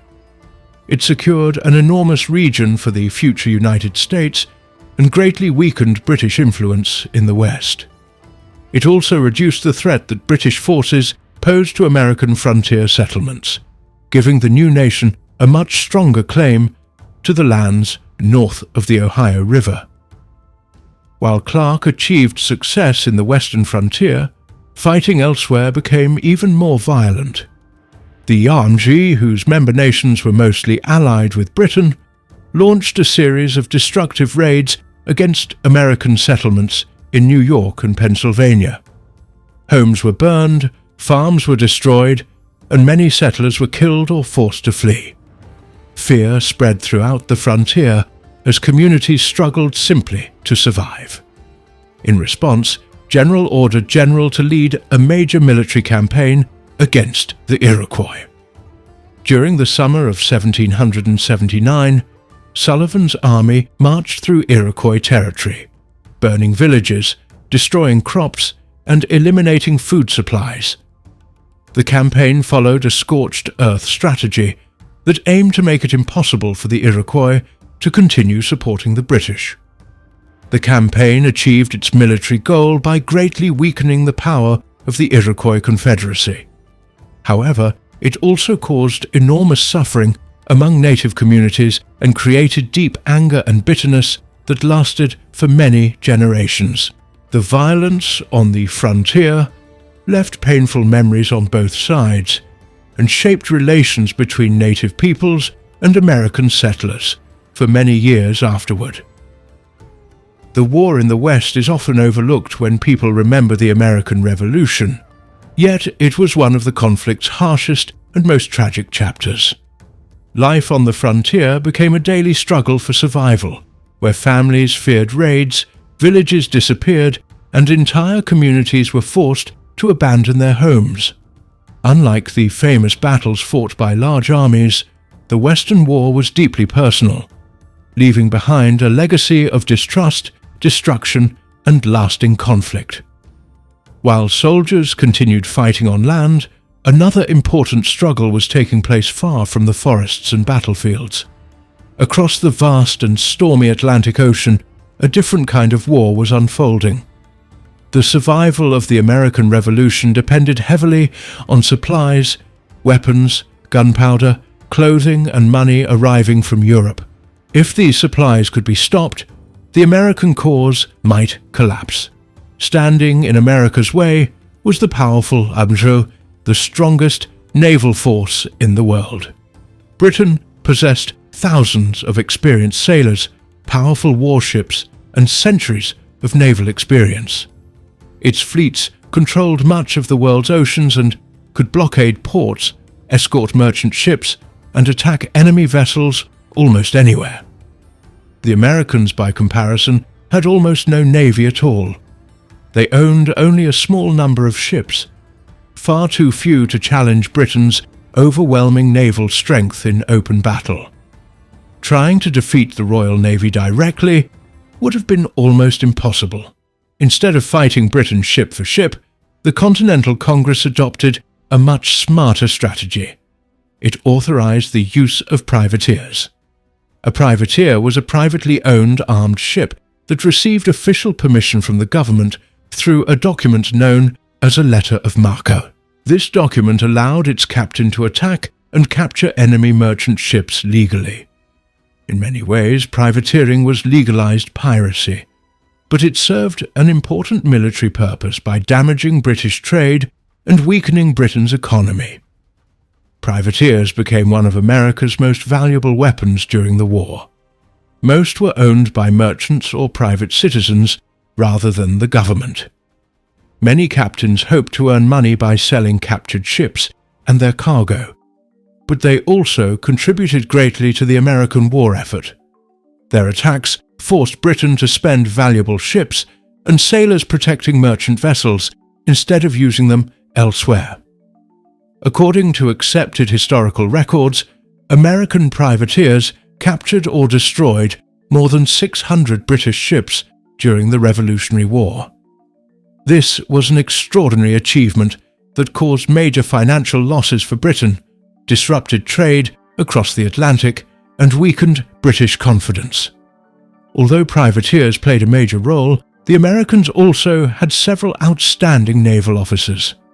The most famous was, born in Scotland, Jones became one of the greatest heroes of the American Navy. He was known for his fierce personality, great ambition, and enormous self-confidence. At times he could be difficult to work with, but he was also an exceptionally talented commander who inspired courage in his crews. During the year 1779, Jones led a small fleet across the Atlantic and sailed directly to the coast of Great Britain itself. His mission shocked both friends and enemies because very few people believed such an attack was possible. By bringing the war into British waters, Jones hoped to prove that even the British homeland was not beyond the reach of American forces. It was an astonishingly bold mission. It demonstrated that determination, clever planning, and fearless leadership could sometimes overcome overwhelming military strength, and it secured John Paul Jones's place as one of the greatest naval heroes of the American Revolution. One of John Paul Jones's greatest and most unforgettable victories took place on the 23rd day of September, in the year 1779, in the waters off the coast of Flamborough Head in England. It became one of the most famous naval battles of the entire American Revolutionary War and turned Jones into one of the greatest heroes in American history. John Paul Jones was commanding the USS Bonhomme Richard, a former French merchant ship that had been converted into a warship. Although the vessel had been strengthened for battle, it was old, slow, and far from the best ship at sea. Waiting for him was the powerful British warship HMS Serapis, a newer, stronger and better armed vessel commanded by Captain Richard Pearson. The battle that followed was a fierce contest between two determined captains who refused to back down. As darkness fell, the two ships exchanged powerful broadsides. Cannonballs smashed through wooden hulls, shattered masts, and sent clouds of splintered wood flying across the decks. Sailors were struck down by cannon fire, musket shots, and flying debris. Thick smoke covered the sea, making it difficult to see anything except flashes from the guns. Both crews fought with extraordinary courage, knowing that defeat could mean death or capture. As the battle continued, the Bonhomme Richard suffered terrible damage. Huge holes were torn into its sides, many of its cannons were destroyed, and water began rushing into the ship. The vessel was so badly damaged that it seemed only a matter of time before it would sink beneath the waves. Seeing the desperate condition of the American ship, Captain Richard Pearson called out to John Paul Jones and asked whether he had surrendered. Jones answered with words that would become famous throughout history: "I have not yet begun to fight." Those words showed his determination and fearless spirit. He made it clear that he would continue fighting no matter how hopeless the situation appeared. Rather than surrender, he was prepared to lose his ship and even his life if necessary. Realizing that he could not win by exchanging cannon fire alone, Jones came up with a bold plan. He steered his damaged ship directly into the Serapis, causing the two vessels to crash together. His sailors quickly tied the ships tightly to one another with ropes and grappling hooks so that the British ship could not pull away. The battle immediately changed into a desperate hand-to-hand struggle. Sailors climbed between the ships, fighting with muskets, pistols, swords, bayonets, and even their bare hands. The decks became scenes of fierce and chaotic combat. After hours of brutal fighting, the Americans finally gained the upper hand. British sailors could no longer continue the struggle, and Captain Pearson was forced to surrender his ship. Although John Paul Jones had won an incredible victory, his own ship was beyond saving. The Bonhomme Richard slowly filled with water and eventually sank into the sea. Before that happened, Jones safely moved his crew and the captured British prisoners onto the captured Serapis. Even though he had lost his own ship, he had won one of the greatest naval victories of the war. The victory brought enormous pride to the American cause. News of the triumph spread quickly across America and Europe. It proved that the young American Navy, despite having far fewer ships and far fewer resources than Britain, could defeat the mighty Royal Navy in battle. John Paul Jones became a legendary figure on both sides of the Atlantic Ocean. Americans celebrated him as a fearless naval hero, while the British, who had long believed their navy could never be defeated, were forced to admit that even they were not invincible. Although the fighting at sea did not decide the war by itself, it played an extremely important role in America's eventual victory. American naval forces attacked British merchant ships, disrupted valuable trade, and forced Britain to spend more money and manpower protecting its shipping routes. American victories at sea also lifted the spirits of the people, giving them hope during difficult times. Just as importantly, American and Allied naval forces helped keep vital supply routes from France open, allowing weapons, ammunition, money, soldiers, and other supplies to reach the Continental Army. These contributions strengthened the American war effort and made victory much more likely. The naval war reminded everyone that wars are not won only by soldiers fighting on land. They are also won by controlling the seas, protecting trade, cutting off enemy supplies, and gaining strategic advantages. Brave American sailors, daring privateers, and legendary commanders such as John Paul Jones demonstrated the courage, determination, and creativity of a young nation that was still learning how to fight for its independence and how to win against one of the world's greatest military powers. By the year 1778, the fighting in the northern colonies had reached a point where neither side could achieve a decisive victory. The British still controlled the important city of New York, but despite many campaigns, they had failed to destroy General George Washington's army. The Continental Army had become much better trained, more disciplined, and far more capable of surviving difficult conditions. At the same time, Britain's problems had become much larger, because France had officially entered the war as America's ally. What had started as a rebellion in North America had now grown into a worldwide conflict. Britain suddenly had to defend its colonies, trade routes, and naval interests across the globe. Its military forces were stretched thin, making it impossible to concentrate all of its strength in North America. British leaders therefore decided to change their strategy completely. Instead of continuing to focus most of their efforts on the northern colonies, they chose to concentrate on the south. They believed the southern colonies would be much easier to conquer and control. Large numbers of people there were believed to remain loyal to the British Crown, and the region produced valuable crops such as tobacco, rice, and indigo. British commanders hoped that by taking control of these wealthy colonies, they could build a strong base of operations and gradually crush the American rebellion from the south while putting increasing pressure on the northern colonies. The plan was bold and carefully considered, although it carried serious risks. Over the next 3 years, the southern colonies would become the main centre of the war. The British intended to begin with Georgia, which was the youngest and one of the smallest of the 13 colonies. From there, they planned to move steadily north through South Carolina, North Carolina, and eventually into Virginia.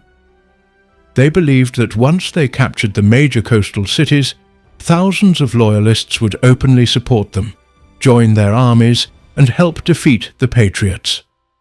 However, this strategy rested on a major mistake.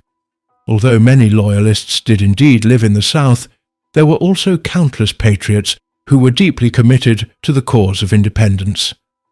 These men and women had no intention of surrendering their homes or their freedom without putting up a determined fight. The British began their southern campaign in the month of December in the year 1778 by attacking Savannah in Georgia.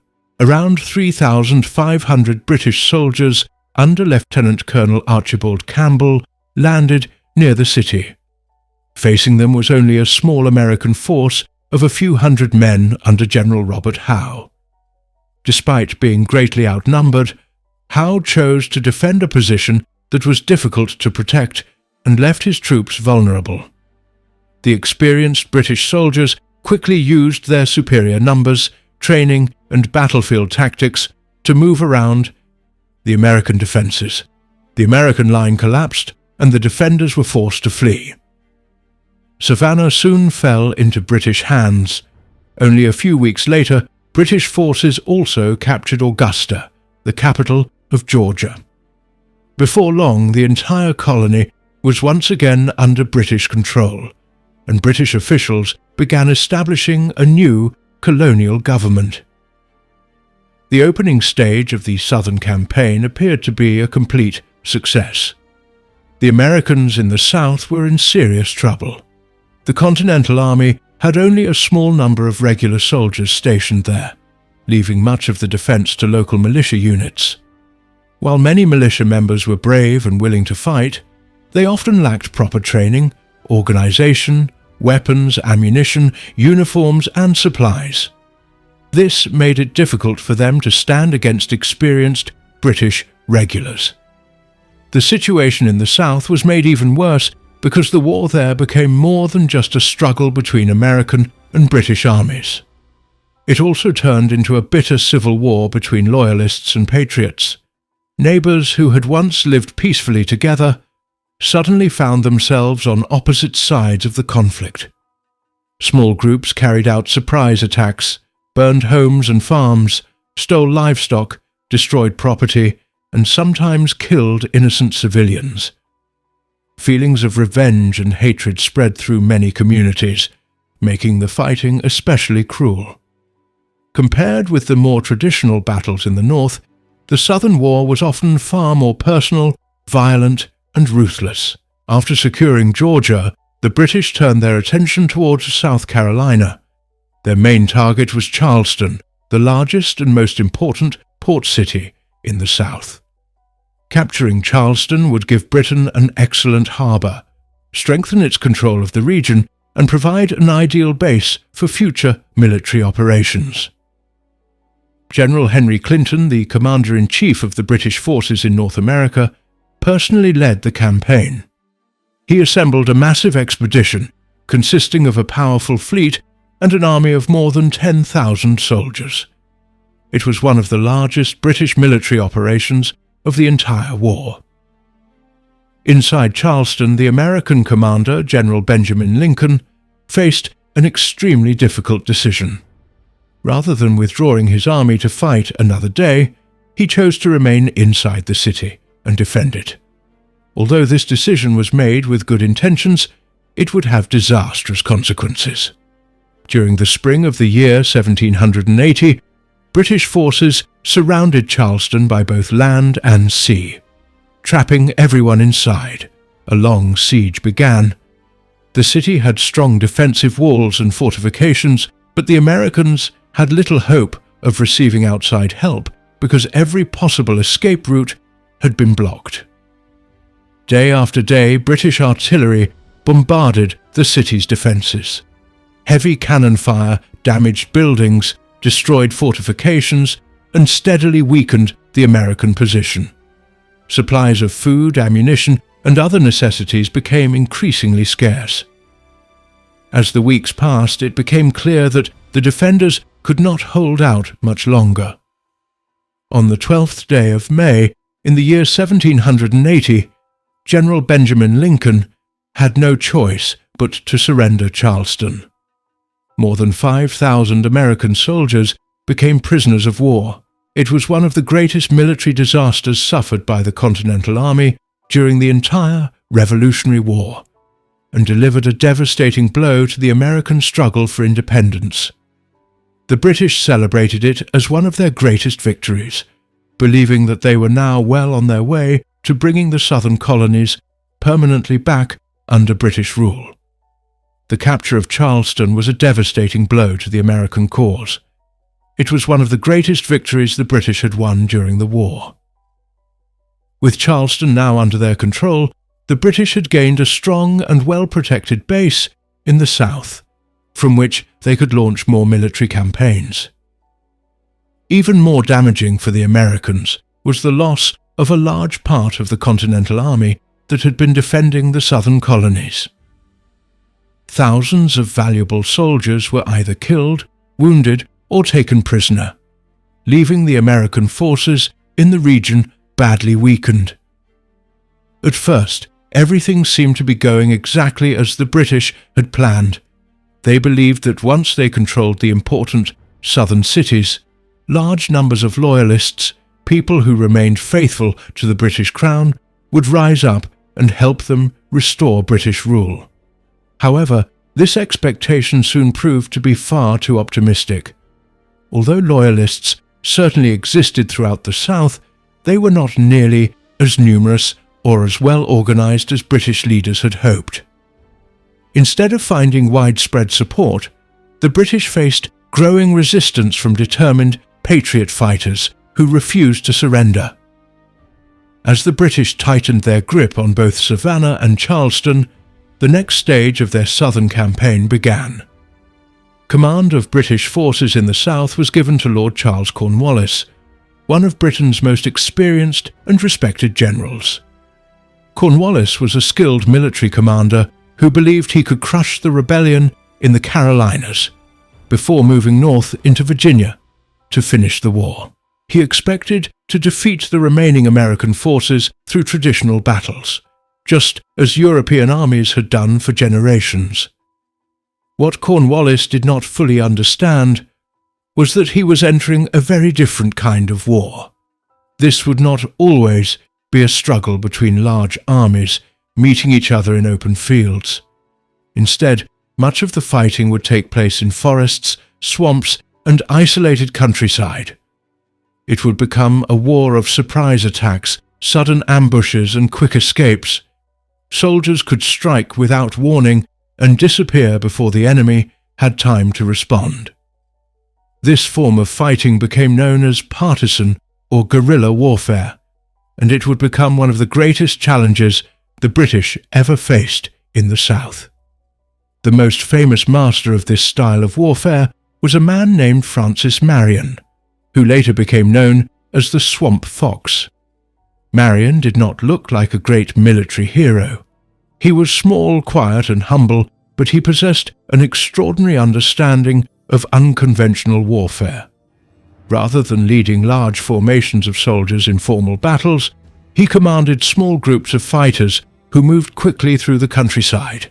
His force included farmers, hunters, frontiersmen, and local volunteers who knew every river, swamp, forest, and narrow trail across the southern landscape. Their knowledge of the land gave them an enormous advantage over British troops who were unfamiliar with the difficult terrain. Marion's men never fought according to the traditional rules of European warfare. They did not stand in long straight lines, exchanging volleys of gunfire with the enemy. Instead, they carefully chose the time and place of every attack. They would suddenly appear from thick forests or hidden swamps, strike the British with incredible speed, destroy supplies, or attack isolated groups of soldiers, and then vanish before British reinforcements could arrive. By the time the British organized a response, Marion and his men had already disappeared into the wilderness. These constant attacks became an endless source of frustration for Cornwallis and his officers. Marion's fighters repeatedly raided British supply wagons, captured food, weapons, and ammunition, attacked small patrols, destroyed communication routes, and forced British soldiers to remain constantly on guard. Even when no attack came, the fear that one might happen at any moment kept British troops under enormous stress. Their victories on the battlefield meant little if they could not safely move supplies or maintain control over the countryside. Historical records show that the British eventually became so frustrated by Francis Marion's success that they sent specially selected troops to hunt him down. Time after time, they searched the swamps and forests, hoping to capture him and destroy his force. Yet Marion always managed to escape. His deep knowledge of the land, combined with the support of local people, allowed him to stay one step ahead of his pursuers. The British never succeeded in capturing the man they had come to fear so much. Even with Marion's growing success, the overall American position in the South remained extremely dangerous. The loss of Charleston had left the Continental Army badly weakened. To rebuild the Southern Army, the Continental Congress appointed General Horatio Gates to take command. Gates had earned tremendous fame after his important victory at Saratoga, and many Americans believed he was exactly the leader needed to turn the situation around. His reputation was so strong that people expected another great victory. Unfortunately, Gates soon made several serious mistakes. Instead of carefully rebuilding his exhausted army, he decided to march directly toward Cornwallis. The route he selected passed through an area where food and clean water were extremely scarce. His soldiers were already tired, hungry, and suffering from disease after months of hardship. The difficult march only made their condition worse. Many men became weaker with every passing day, yet Gates continued advancing toward the British. The two armies finally met on the 16th day of August in the year 1780, at the Battle of Camden in South Carolina. the battle quickly turned into one of the worst defeats the Americans would suffer during the entire Revolutionary War. Before the fighting began, Gates made a disastrous decision. He placed his inexperienced militia on the left side of his battle line, directly across from some of the finest and most experienced British soldiers. These militia volunteers had little training and were not prepared to face a powerful frontal attack from disciplined professional troops. When the British advanced, the militia could not withstand the pressure. Fear spread rapidly through their ranks. Many of the men broke formation almost immediately and fled from the battlefield. Once they ran, the rest of the American line began to collapse. On the opposite side of the battlefield, the experienced soldiers of the Continental Army fought with great courage and determination. They stood their ground against overwhelming odds and resisted the British advance as long as they could. However, with the militia already gone, they were left exposed and surrounded. Despite their bravery, they were eventually overwhelmed by superior British numbers and discipline. The American army completely fell apart. Hundreds of soldiers were killed or wounded during the fighting. Thousands more were captured by the British or scattered across the countryside. The defeat destroyed what remained of the Continental Army in the south and left the Americans facing another major crisis. General Horatio Gates became one of the most controversial figures of the battle. As the American line collapsed, he fled the battlefield on horseback. According to historical accounts, he rode more than 180 miles in only 3 days. Historians still debate whether his escape was necessary or whether he abandoned his army when it needed him most. Whatever the reason, his rapid departure badly damaged his reputation. Many later joked that he seemed to run away faster than the news of the defeat itself. The disaster at Camden was another enormous setback for the American cause. The Continental Army in the south was almost destroyed, while British confidence reached its highest point. Cornwallis now believed that nothing could stop his advance through the Carolinas and eventually into Virginia. Convinced that victory was close, he believed the Southern War had been almost completely won. Yet Cornwallis was making a dangerous mistake. Although he had defeated the main American army, he had not broken the determination of the American people. Across the southern countryside, ordinary farmers, hunters, frontiersmen, and local militia continued to resist British rule. Instead of giving up, they became even more determined to fight. The struggle in the South was therefore entering a completely new stage. Rather than depending only on large armies, the Americans increasingly relied on fast-moving groups of local fighters who knew every hill, river, swamp, and forest. These men would soon win important victories that changed the course of the Southern campaign and proved that British control of the region was far from secure. The fighting also grew more personal and more brutal. Neighbours often found themselves on opposite sides of the conflict, with loyalists supporting Britain, while patriots fought for independence. Families, friends, and entire communities became divided. Raids, ambushes, revenge attacks, and surprise assaults became increasingly common. Much of the war was no longer fought in open fields between organized armies. Instead, it unfolded in lonely forests, hidden swamps, and isolated settlements, where enemies could appear without warning and disappear just as quickly. It was a war fought in the shadows, and despite Britain's impressive victories, it was a war that would prove far more difficult to win than anyone in London had imagined. The crushing defeat at Camden was a painful blow for the Americans, but it also filled many patriots in the South with fresh determination. Instead of giving up, they became even more determined to fight back. Encouraged by their victory, the British pushed deeper into the back country of the Carolinas. This region was home to tough, independent farmers, hunters, and frontiersmen who valued their freedom and were not willing to accept outside control. To bring the area under British control, Lord Cornwallis sent a force of British soldiers and Loyalist fighters under the command of Major Patrick Ferguson. Ferguson was an experienced and capable officer, but he was also known for making bold threats. He sent a warning to the over-mountain men, the frontiersmen who lived west of the Appalachian Mountains. He declared that if they did not stop supporting the rebellion, he would lead his army across the mountains and destroy their homes with fire and the sword. He hoped this threat would frighten them into surrendering. Instead, the threat had exactly the opposite effect. The over-mountain men were not people who backed down when they were threatened.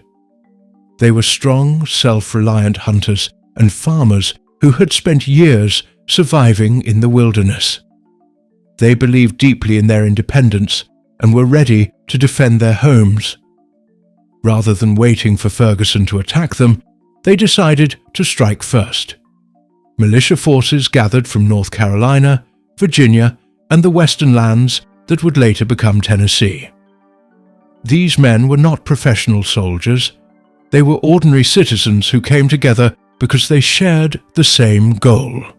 They were united by anger, courage, and a desire to protect their families and communities. As they marched toward Ferguson, more volunteers joined them along the way until their force grew to more than 1,000 men. The two armies finally met on the 7th day of October in the year 1780 at Kings Mountain, a small rocky hill located near the border between North Carolina and South Carolina. Ferguson and about 1,000 Loyalist soldiers had taken up a defensive position on top of the hill. He believed the high ground made his position impossible to capture. He was about to discover that he had badly underestimated his enemy. The American frontiersmen, led by several different commanders, surrounded the mountain from every direction. This battle looked very different from the large battles fought by regular armies. There were no long rows of soldiers marching across open fields. Instead, the fighting depended on skilled marksmen and guerrilla tactics. Using the trees, rocks, and thick forest as protection, the Americans attacked from every side. They climbed the slopes, fired their rifles at close range, and then quickly moved back into the woods whenever the British and Loyalists charged downhill with fixed bayonets. The Americans refused to stay in one place, making it almost impossible for the defenders to drive them away. During the fierce fighting, American officers encouraged their men to wait until the enemy was extremely close before firing, making every shot count. This careful and disciplined style of fighting proved highly effective in the close and dangerous conditions on the mountain. The Loyalists were no match for the expert American riflemen. Major Ferguson became an easy target because he remained on horseback throughout the battle. He was struck by several bullets and was killed. Once their commander had fallen, the Loyalist forces lost hope. With no chance of rescue and surrounded on every side, they surrendered. The Battle of Kings Mountain was fierce but surprisingly short, lasting only a little more than 1 hour. The American victory was complete. More than 300 Loyalists were killed or wounded, while the remaining soldiers were captured. American losses were very small by comparison, with only a little more than 28 men killed or wounded. The victory at Kings Mountain became one of the most important turning points of the Southern Campaign. Although it was not fought by the main Continental Army against regular British troops, its impact on the war was enormous. The defeat destroyed much of the Loyalist militia in the region and forced Lord Cornwallis to completely rethink his plans. Shaken by the unexpected defeat, he abandoned his advance and pulled his army back into South Carolina. The victory also gave Americans throughout the South renewed confidence. Many people who had doubted the Patriot cause now believed that the British could indeed be defeated. The battle showed that ordinary citizens fighting together could change the course of the war. It also exposed a major weakness in the British strategy. British leaders had expected large numbers of loyalists to support their campaign, but that support proved far weaker than they had hoped. As the war in the South became even more difficult for the British, the Continental Congress realized that a new approach was needed. After the disaster at Camden and the encouraging victory at Kings Mountain, Congress appointed General Nathanael Greene to command the weakened Southern Army. Greene had once belonged to the Quaker faith and had become one of the most talented military strategists in the American cause. He understood that his small and poorly supplied army could not defeat the British by fighting large battles in the open. Instead, he developed a strategy based on movement, patience, and attrition. His goal was not to win every battle. Instead, he wanted to slowly wear down Lord Cornwallis and his army, forcing the British to spend more men, supplies, and energy with every victory until they could no longer continue the campaign. Because his army was too small to face the British head-on, Greene made a bold and risky decision. He divided his army into two separate forces. One force, led by the experienced and fearless General Daniel Morgan, was sent west to attack British troops and Loyalist forces whenever opportunities appeared. Morgan was a seasoned fighter who understood frontier warfare and knew how to use the land to his advantage. Greene remained in the east with the main army. His presence forced Cornwallis to keep watching him while Morgan threatened British positions elsewhere. By splitting his forces, Greene made it difficult for the British to concentrate their strength in one place. Instead of chasing one enemy, Cornwallis now had to deal with two separate American armies operating in different areas. The plan worked exactly as Greene had hoped. Lord Cornwallis, confident in his own abilities and eager to destroy the Americans, decided to respond. He sent one of his finest officers, the young but highly capable Colonel Banastre Tarleton, with a powerful force to hunt down Daniel Morgan before the two American armies could reunite. Tarleton had earned a fearsome reputation during the war. He was famous for his aggressive tactics, his fast-moving cavalry, and his willingness to strike hard and without mercy. Cornwallis believed Tarleton would quickly destroy Morgan's smaller force. Instead, this decision would lead to one of the most famous and decisive battles of the entire Southern campaign. The two armies finally met on the 17th of January, 1781, at a place called Cowpens in South Carolina. Even though General Daniel Morgan commanded a much smaller force than the British, he knew that he could still win if he used his soldiers wisely. His army was made up of experienced Continental Army regulars and local militia. Morgan understood one important weakness of the militia. They were brave, but they often lost confidence when British soldiers charged at them with fixed bayonets. Instead of pretending this weakness did not exist, Morgan designed a brilliant battle plan that turned it into an advantage. He placed the militia at the front of his army, with the well-trained Continental soldiers standing behind them. Hidden farther back was his cavalry, waiting for the right moment to attack. Morgan gave the militia a very unusual order. He told them to fire only 2 volleys at the advancing British soldiers and then pull back in an organized retreat. Most commanders would have considered such an order dangerous because retreating soldiers could easily cause panic. Morgan, however, knew exactly what he was trying to accomplish. Everything happened almost exactly as he had planned. The British commander, Lieutenant Colonel Banastre Tarleton, saw the militia fire their shots and then fall back. Believing they had become frightened and were running away, he assumed the battle was already won. Without taking time to reorganize his troops or carefully study the battlefield, Tarleton ordered a full attack. His soldiers rushed forward with confidence, expecting the Americans to collapse completely. Instead, they charged straight into the waiting Continental regulars. These experienced American soldiers stood firm and refused to move. At the perfect moment, they unleashed a powerful volley of musket fire that struck the British ranks with devastating force. The sudden attack shocked the British soldiers and broke their momentum.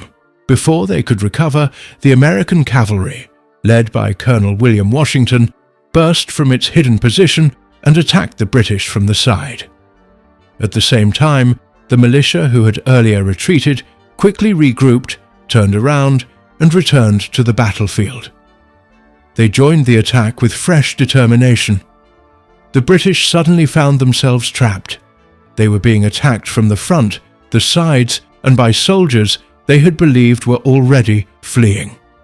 Surrounded on nearly every side, their formation collapsed. Many were killed, wounded, or captured, while others threw down their weapons and surrendered. The fighting lasted less than an hour, but it ended in one of the most impressive American victories of the entire Revolutionary War. Tarleton, who had entered the battle believing success was certain, suffered a crushing defeat. He escaped with only a small number of his men, leaving behind a large part of his army. The victory at Cowpens became one of the greatest turning points in the Southern Campaign. A major part of Lord Cornwallis's army had been destroyed, and his plans for conquering North Carolina were thrown into confusion. Military historians still consider Morgan's actions at Cowpens one of the finest examples of battlefield leadership and tactical planning. With fewer soldiers and less experienced troops, he defeated a larger and better trained British force through careful planning, patience, and clever thinking. The victory gave the Americans new confidence and greatly damaged British morale. Cornwallis, who had believed he was close to ending the rebellion in the South, suddenly found himself facing a much more difficult war than he had expected. After the battle, the campaign entered a completely different phase. Instead of fighting another large battle immediately, General Nathanael Greene and General Morgan began a long strategic withdrawal across North Carolina. Cornwallis became determined to destroy Greene's army once and for all. He chased the Americans relentlessly, hoping to force them into a decisive battle. This campaign became known as the Race to the Dan River. Greene understood that he did not need to win every battle to win the war. Instead, he focused on wearing down the British army. He led Cornwallis on a long chase through forests, rivers, muddy roads, and freezing winter weather. The British marched for more than 200 miles, growing weaker with every step. Their soldiers became tired, hungry, and worn out. Their supply lines stretched farther and farther behind them, making it harder to replace food, ammunition, clothing, and equipment. Greene proved himself to be a master of strategic retreat.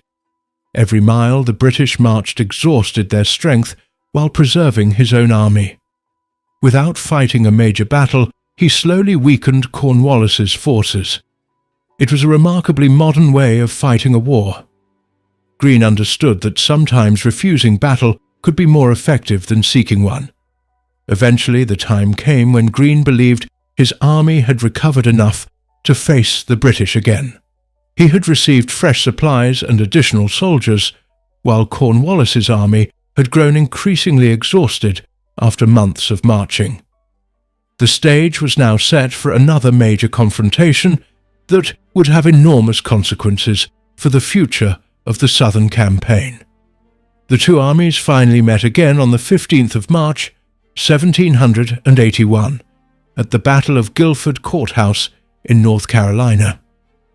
The battlefield contained open fields mixed with thick forests, creating perfect conditions for Greene to put another carefully designed plan into action. Greene arranged his army in 3 separate lines. Each line had a different purpose. The first line consisted mainly of local militia. These brave but inexperienced men were instructed to fire 2 volleys before retreating in an orderly manner. Behind them stood the Virginia militia, who had more experience and were expected to resist longer. The final line contained the Continental regulars, the professional soldiers who had survived difficult campaigns, including the terrible winter at Valley Forge. These veterans formed the strongest and most dependable part of the American army. Greene's strategy was simple but highly effective. Instead of trying to stop the British with a single defensive line, he planned to make them fight through one line after another. Every advance would cost the British more time, more energy, and more lives before they finally reached the strongest American troops. Cornwallis ordered a direct attack.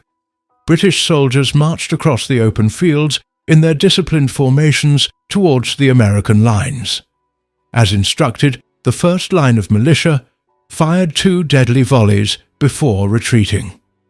Although they did not stop the British advance, they inflicted casualties and forced the enemy to lose valuable time.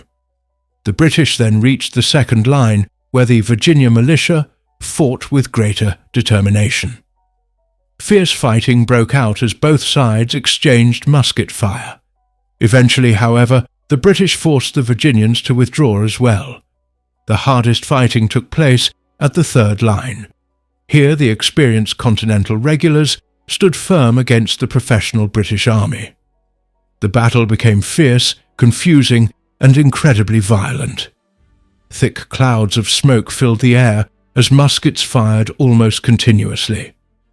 Bayonets clashed in brutal, hand-to-hand combat, and soldiers struggled desperately across the wooded battlefield. The British eventually pushed the Americans backward, but the cost was enormous. Nearly 1/4 of Cornwallis's army became casualties. Many of his finest officers and most experienced soldiers were killed or wounded. Every step forward came at an extremely high price. At one desperate moment, Cornwallis made an extraordinary decision. American and British soldiers had become so mixed together during the fighting that he ordered his artillery to fire directly into the crowded battlefield. He knew that some of his own men would be hit, but he believed it was the only way to stop the American attack. The cannon fire killed and wounded both British and American soldiers. Historians have long viewed this order as clear evidence of just how desperate the situation had become and how close the British were to losing control of the battle. Eventually, the Americans withdrew from the field after their final defensive line was broken. Technically, the British had won because they remained in possession of the battlefield. However, this victory came at such a terrible cost that it was little better than a defeat. It was what historians call a Pyrrhic victory, a success that costs so much that it weakens the winner almost as much as the loser. Cornwallis later admitted the seriousness of the situation in a letter when he wrote, "I have beaten them, but I am so weak that I cannot take advantage of the victory." His words perfectly described the reality facing the British army. They had won the battle, but they no longer had the strength to continue chasing Greene or destroy the Continental Army. After Guilford Courthouse, Cornwallis realized that his original campaign in the Carolinas could not continue. His army was exhausted, badly damaged, and desperately needed food, supplies, and reinforcements. He left many of his wounded behind and marched toward the North Carolina coast, hoping to rebuild his strength. Greene, on the other hand, had successfully preserved his army. Although he had retreated from the battlefield, his soldiers remained organized and capable of fighting again. He quickly returned to the Carolinas and continued attacking British positions, slowly taking back territory that had been lost. Cornwallis's decision to march toward the coast would prove to be one of the most important choices of the entire war. That decision eventually led him into Virginia. where circumstances would trap his army and force one of the most famous surrenders in military history. At the time, however, neither side could fully see where events were leading. Although Guildford Courthouse officially counted as a British victory, it marked the beginning of the end of Britain's southern campaign. The balance of the war was steadily shifting in favour of the Americans. British victories were becoming more costly, while American strength continued to grow. As hope finally returned to the American cause in the South, another dramatic and deeply troubling story was unfolding in the North. It was the story of a man who had once been celebrated as one of the greatest heroes of the American Revolution. He had shown extraordinary courage in battle and had played an important role in several American victories. Yet, for reasons that historians continue to debate even today, he chose a path that forever changed his reputation. His name was Benedict Arnold, and he would become one of the most famous traitors in American history. Arnold was a brilliant and fearless military officer. He had fought with great courage during the battles of Quebec and Saratoga, and his leadership played a major part in helping the Americans win at Saratoga. Even with all of these achievements, Arnold believed that he was not receiving the respect and recognition he had earned. He was known for having a difficult personality and often argued with other officers as well as members of the Continental Congress. Several times other officers were promoted ahead of him, making him feel that all the sacrifices he had made for the American cause were being ignored. Arnold also lived far beyond his means. He enjoyed an expensive lifestyle and was always struggling with heavy debts. As his financial troubles and personal frustrations grew worse, his loyalty to the American cause slowly began to disappear. During the year 1779, he secretly started exchanging letters with the British. At first, he offered them valuable military information, but before long he began planning something much more dangerous. He decided that he would betray the American Revolution itself. Arnold asked to be placed in command of the American fortress at West Point, and his request was approved. West Point stood on the Hudson River and was one of the most important military positions in North America. Whoever controlled the fort also controlled a large part of the Hudson River. If the British captured it, they could separate New England from the other American colonies. This was the same goal they had failed to achieve during the Saratoga campaign, making West Point an incredibly valuable target. Arnold's plan was both simple and dangerous. He intended to secretly weaken the fort's defenses by moving soldiers, reducing supplies, and leaving important positions vulnerable. Then, at an agreed time, he would hand the fortress over to the British without putting up much resistance. In return, Arnold would receive a large amount of money and a high-ranking position in the British Army. If the plan had succeeded, it could have changed the entire course of the Revolutionary War. Fortunately for the Americans, the plot was uncovered through what many people consider an amazing stroke of luck, while others see it as fate. The British officer serving as Arnold's secret messenger was Major John André. As André was returning to British territory, he was stopped by 3 American militia soldiers. To avoid being recognized, he was dressed in ordinary civilian clothing instead of his military uniform. Hidden inside one of his boots were secret papers that explained Arnold's plan to surrender West Point. The 3 militia soldiers became suspicious of André and decided to search him carefully. During the search, they discovered the hidden documents. Realizing they had found something extremely important, they arrested André and took him to their commanding officer. The shocking news was quickly sent to General George Washington, who was already traveling to West Point to meet Arnold. A well-known historical fact is that the 3 militia soldiers who captured Major André, John Paulding, Isaac Van Wart, and David Williams, were later celebrated as national heroes. They were rewarded with pensions and grants of land for their brave service. However, historians still debate whether the men acted mainly out of loyalty to their country or because they hoped to receive a reward. When Washington reached West Point, he was stunned and deeply saddened to learn that one of his most trusted generals had betrayed the American cause. Arnold, however, escaped just before Washington arrived. He fled to a British warship waiting for him on the Hudson River, leaving behind his former comrades and joining the enemy. After reaching British protection, Arnold officially became an officer in the British Army. He later led British attacks against American towns in Virginia and Connecticut. These raids caused great destruction and suffering, and Arnold became one of the most hated men in the young United States. To many Americans, his name became a lasting symbol of betrayal. Major Andre was not as fortunate. He was put on trial as a spy by the Americans. Andre asked to be executed by firing squad, believing that such a death was more honorable for a military officer. His request was refused, and he was instead hanged. Benedict Arnold's betrayal dealt a painful blow to American morale. It showed that even one of the Revolution's greatest heroes could turn against his own country.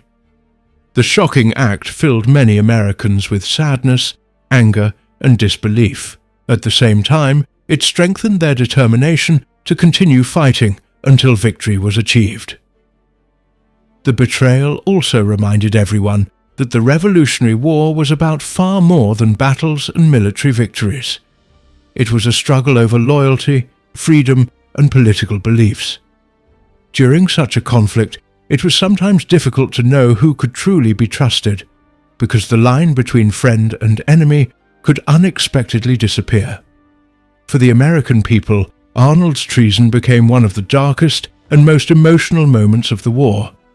Yet it also strengthened their resolve.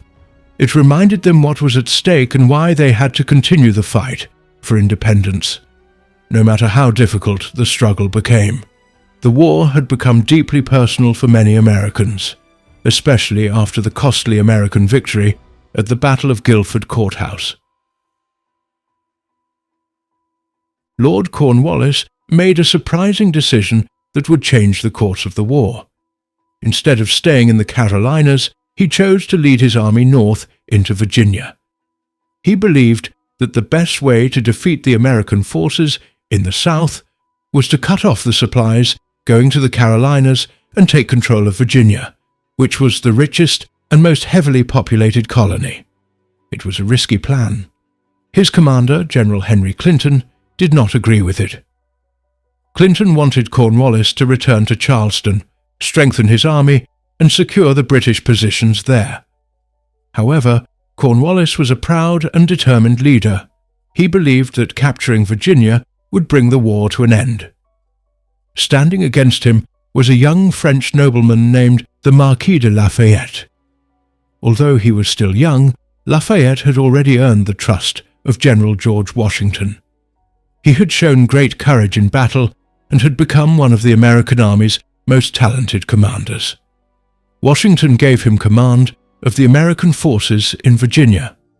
Lafayette's army was much smaller than Cornwallis's. He had only about 3,200 soldiers, while Cornwallis commanded more than 7,000 experienced British troops. Lafayette knew that fighting one large battle would almost certainly end in defeat. Instead, his mission was to slow the British down, weaken them whenever possible, and stop them from reaching their goals. It was almost like trying to stop a fast-moving train with nothing more than determination and clever thinking. Lafayette carried out this difficult mission with great skill. He refused to fight the kind of major battle that Cornwallis wanted. This greatly frustrated the British commander. Instead, Lafayette kept his army moving. His soldiers followed the British wherever they went, attacked small groups searching for food and supplies, and disrupted British supply routes. They stayed on the move never remaining in one place for long and always keeping just out of the enemy's reach. Lafayette showed remarkable intelligence and patience, proving himself to be one of the finest young commanders of the war. Cornwallis became more frustrated as time passed. Again and again he tried to trap Lafayette's army, but each attempt failed. At one point he sent Colonel Tarleton on a fast raid to capture the Virginia government, including governor. However, the governor and the lawmakers escaped only a short time before the British arrived. Even though the Americans had fewer soldiers, they continued to cause problems for Cornwallis at every opportunity. Earlier in the Southern Campaign, Cornwallis had won many important victories. Now, however, he found himself trapped in a frustrating game of chasing an enemy that refused to stand still. The British were winning many small fights, but they were not getting any closer to winning the war itself. Historians widely agree that Lafayette's ability to protect his army while avoiding one decisive battle was one of the greatest achievements of the Virginia campaign.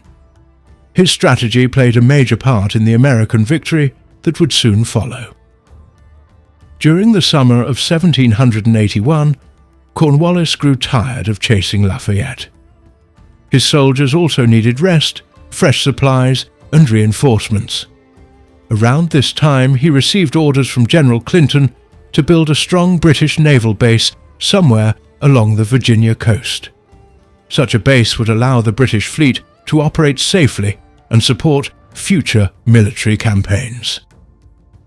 Cornwallis selected the small town of Yorktown, located on a peninsula beside the Chesapeake Bay. He believed it was the perfect location.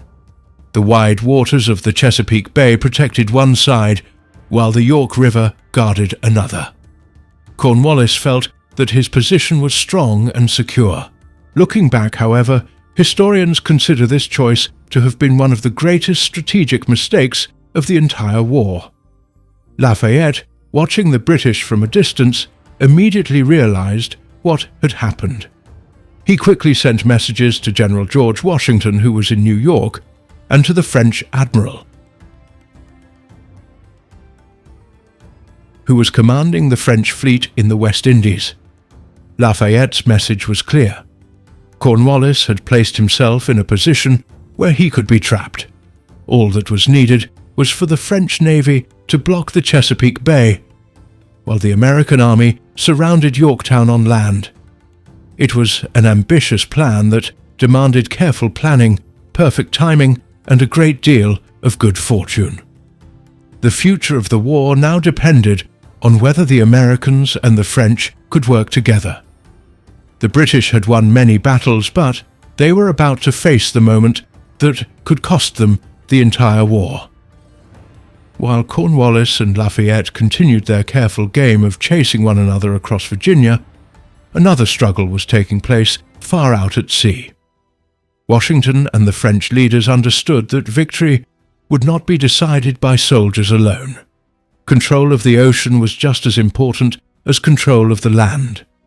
The alliance with France had already given the Americans valuable soldiers, weapons, money, and supplies. Now it offered something even more powerful, the French Navy. The British Army depended heavily on the Royal Navy to carry troops, transport supplies, and maintain control along the American coastline. If the French fleet could gain control of the sea at the right place and at the right time, it could completely change the course of the war. The main French fleet in the West Indies was commanded by Admiral François-Joseph Paul de Grasse. He was an experienced and highly respected naval commander who stayed in close contact with General Washington and other French leaders serving in America. During the summer of 1781, de Grasse received the urgent message from Washington and Lafayette. Cornwallis had moved his army to Yorktown and was now in a vulnerable position. The opportunity they had been waiting for had finally arrived.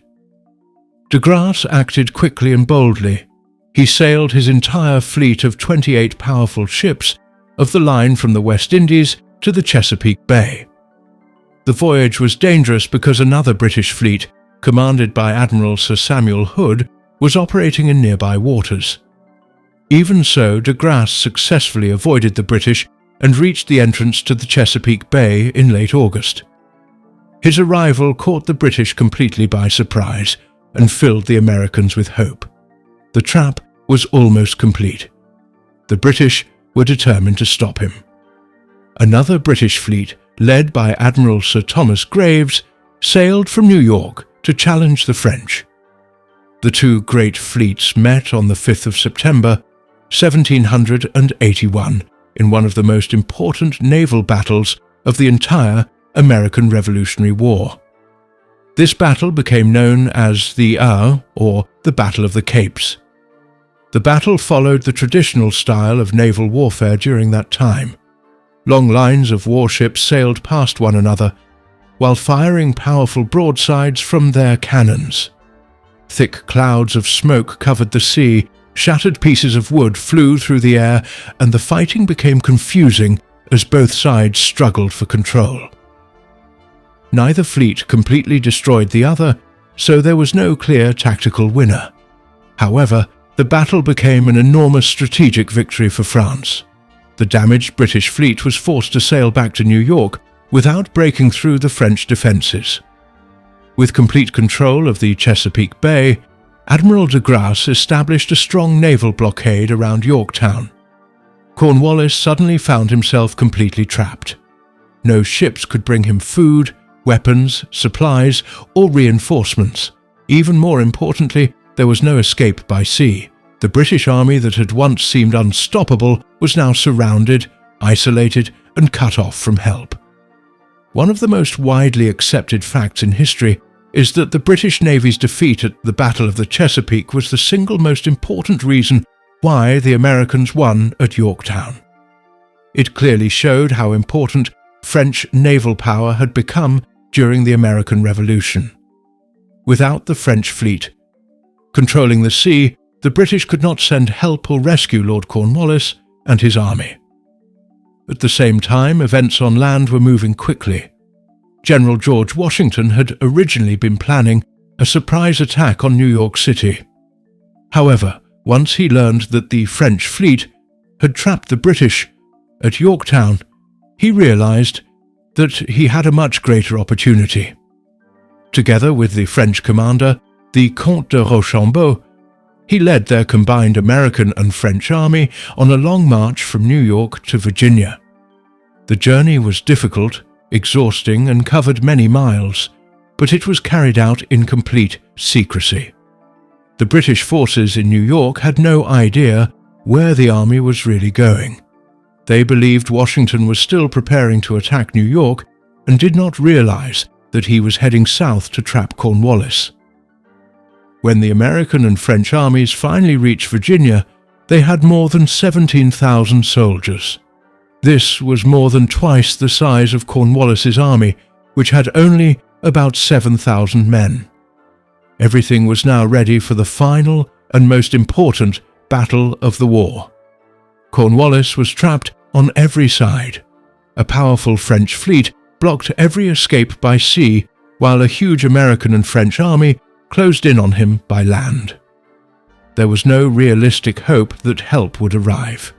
He faced only two choices: fight a battle he was almost certain to lose, or surrender his army. The American and French forces slowly surrounded Yorktown, and it became clear that the war was nearing its end. The defeat of the British fleet under Admiral Graves had completed the trap. Washington and Rochambeau had successfully finished their secret march from New York, and together their armies stood ready to force Cornwallis into surrender. The Allies surrounded the town and immediately began building a series of trenches and defensive earthworks. These trenches allowed them to move closer to the British lines while staying protected from enemy fire. Their plan was to lay siege to Yorktown by surrounding the British and bombarding them with heavy artillery until they could no longer continue fighting. The siege officially began on the 28th of September, 1781. American and French soldiers worked day and night, digging trenches that slowly moved closer to the British defences. The work was slow, tiring, and physically demanding, but it was highly effective. Under the cover of darkness, they quietly continued digging while avoiding British gunfire. One of the well-known facts about the siege is that the French soldiers played a vital role because of their outstanding engineering skills. They were highly experienced in building siege works and helped construct the trenches quickly and efficiently. Their knowledge allowed the Allied forces to move their heavy cannons into position much faster than would otherwise have been possible. By the 9th of October, 1781, the first line of trenches had been completed, and the bombardment began. American and French cannons fired almost without stopping. Huge explosions shook the ground as cannonballs smashed into the British defences. The constant thunder of artillery filled the air day and night. Buildings were destroyed, fortifications were broken apart, and the British soldiers found themselves trapped under an endless rain of cannon fire. Their confidence fell lower with every passing day. Lord Cornwallis wrote to General Clinton, explaining that his soldiers were completely at the mercy of a much stronger enemy. Although he still hoped that reinforcements from New York would arrive, he also understood that they were unlikely to reach Yorktown before it was too late. Meanwhile, the American and French armies continued their work by digging a second line of trenches that brought them even closer to the British positions. However, two small British forts, known as redoubts, stood in their way. These strongpoints had to be captured before the siege could continue. On the night of the 14th of October, 1781, the Allies launched two attacks at the same time. The American force, led by one of Washington's trusted aides, Alexander Hamilton, attacked Redoubt No. 10. At the same time, French soldiers under the command of the Comte de Deux Ponts attacked Redoubt No. 9. Both attacks ended in victory. The Americans rushed forward in a fearless bayonet charge and captured their redoubt within only a few minutes. The French attack took a little longer, but they also defeated the defenders and captured their objective. These victories became one of the turning points of the entire siege. With both redoubts under their control, the American and French armies completed their second line of trenches and moved their cannons extremely close to the main British defences. The British position became impossible to defend. Their fortifications were badly damaged, their supplies were running out, and no rescue force was coming. In one final desperate attempt to escape, Cornwallis tried to move his army across the York River during the night. If successful, he hoped to break through the Allied lines and continue the fight elsewhere. However, nature had other plans. A violent storm suddenly swept across the river, scattering his boats and making the crossing impossible. The escape failed before it could even begin. After the failed escape, Cornwallis understood that there was nothing more he could do. His army was surrounded, exhausted, and heavily outnumbered. His defences had been shattered, his supplies were nearly gone, and no British fleet or army was coming to save him. The only remaining choice was to surrender.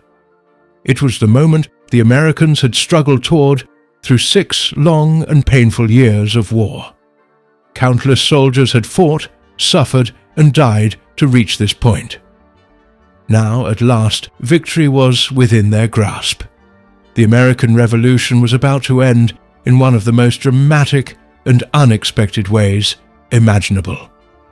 The fields around Yorktown would forever be remembered as the place where the final chapter of the war was written and where the United States achieved one of the greatest victories in its history.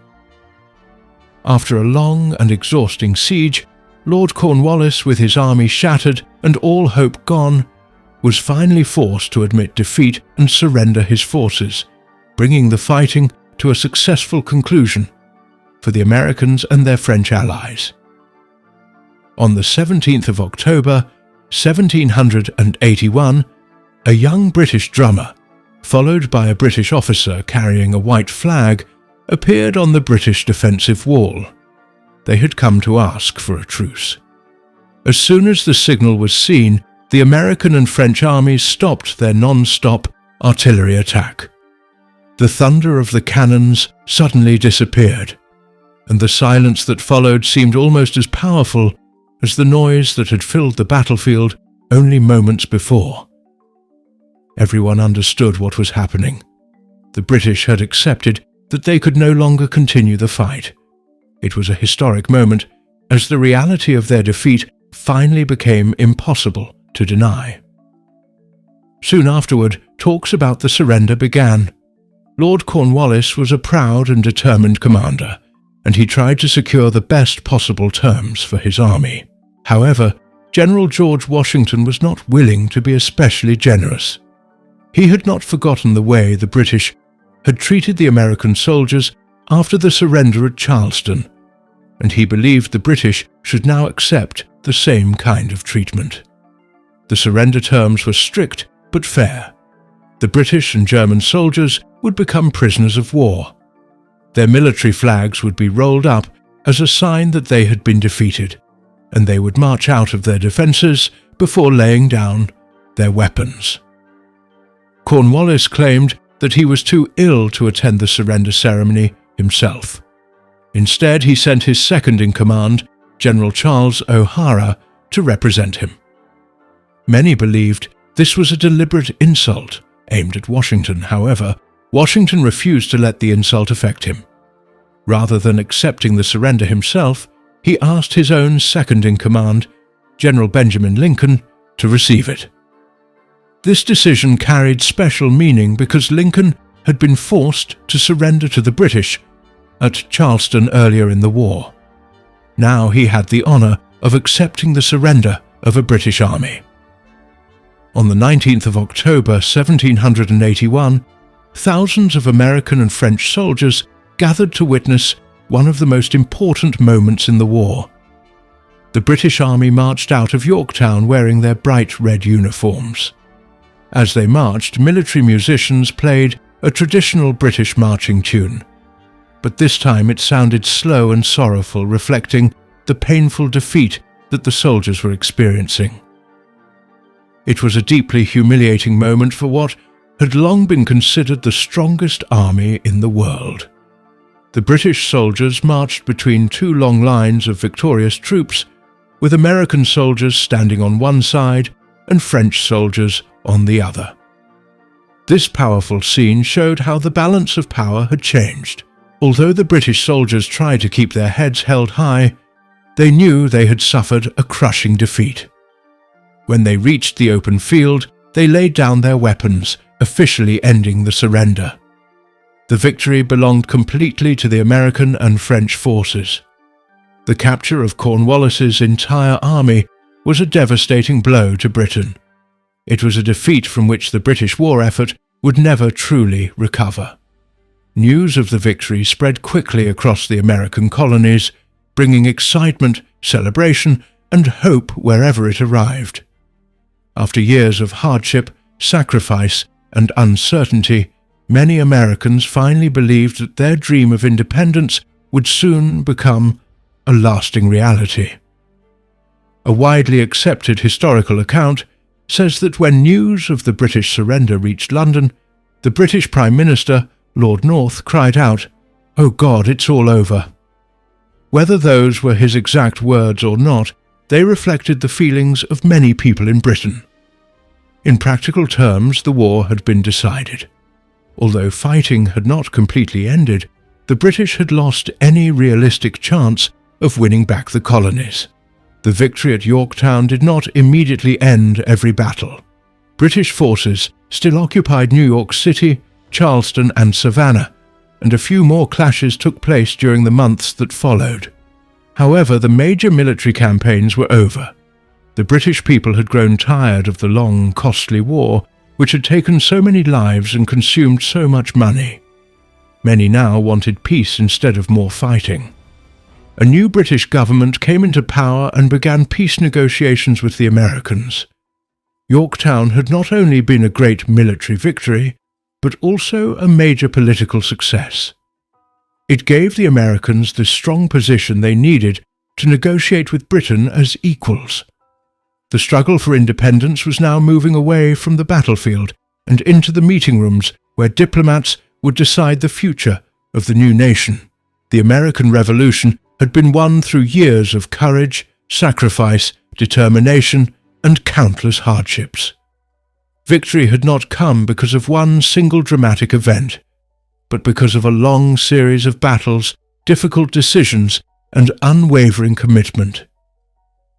The surrender at Yorktown became the defining moment that effectively ended the major fighting, and proved that the American cause had succeeded. Even so, the war was not officially finished. British troops still remained in several important cities, and a few more battles and skirmishes were fought before peace was finally achieved. It was an unusual period. The great drama of Yorktown had already passed, yet the conflict had not completely ended. It was much like the final moments after an unforgettable movie, when the main story is over, but the closing scenes continue before the audience finally leaves. Soon the fighting would end completely, and the difficult but exciting task of building a new independent nation would truly begin.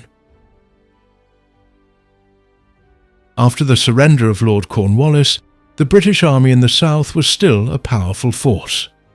The British continued to control Charleston and Savannah, and they still had many soldiers stationed throughout the region.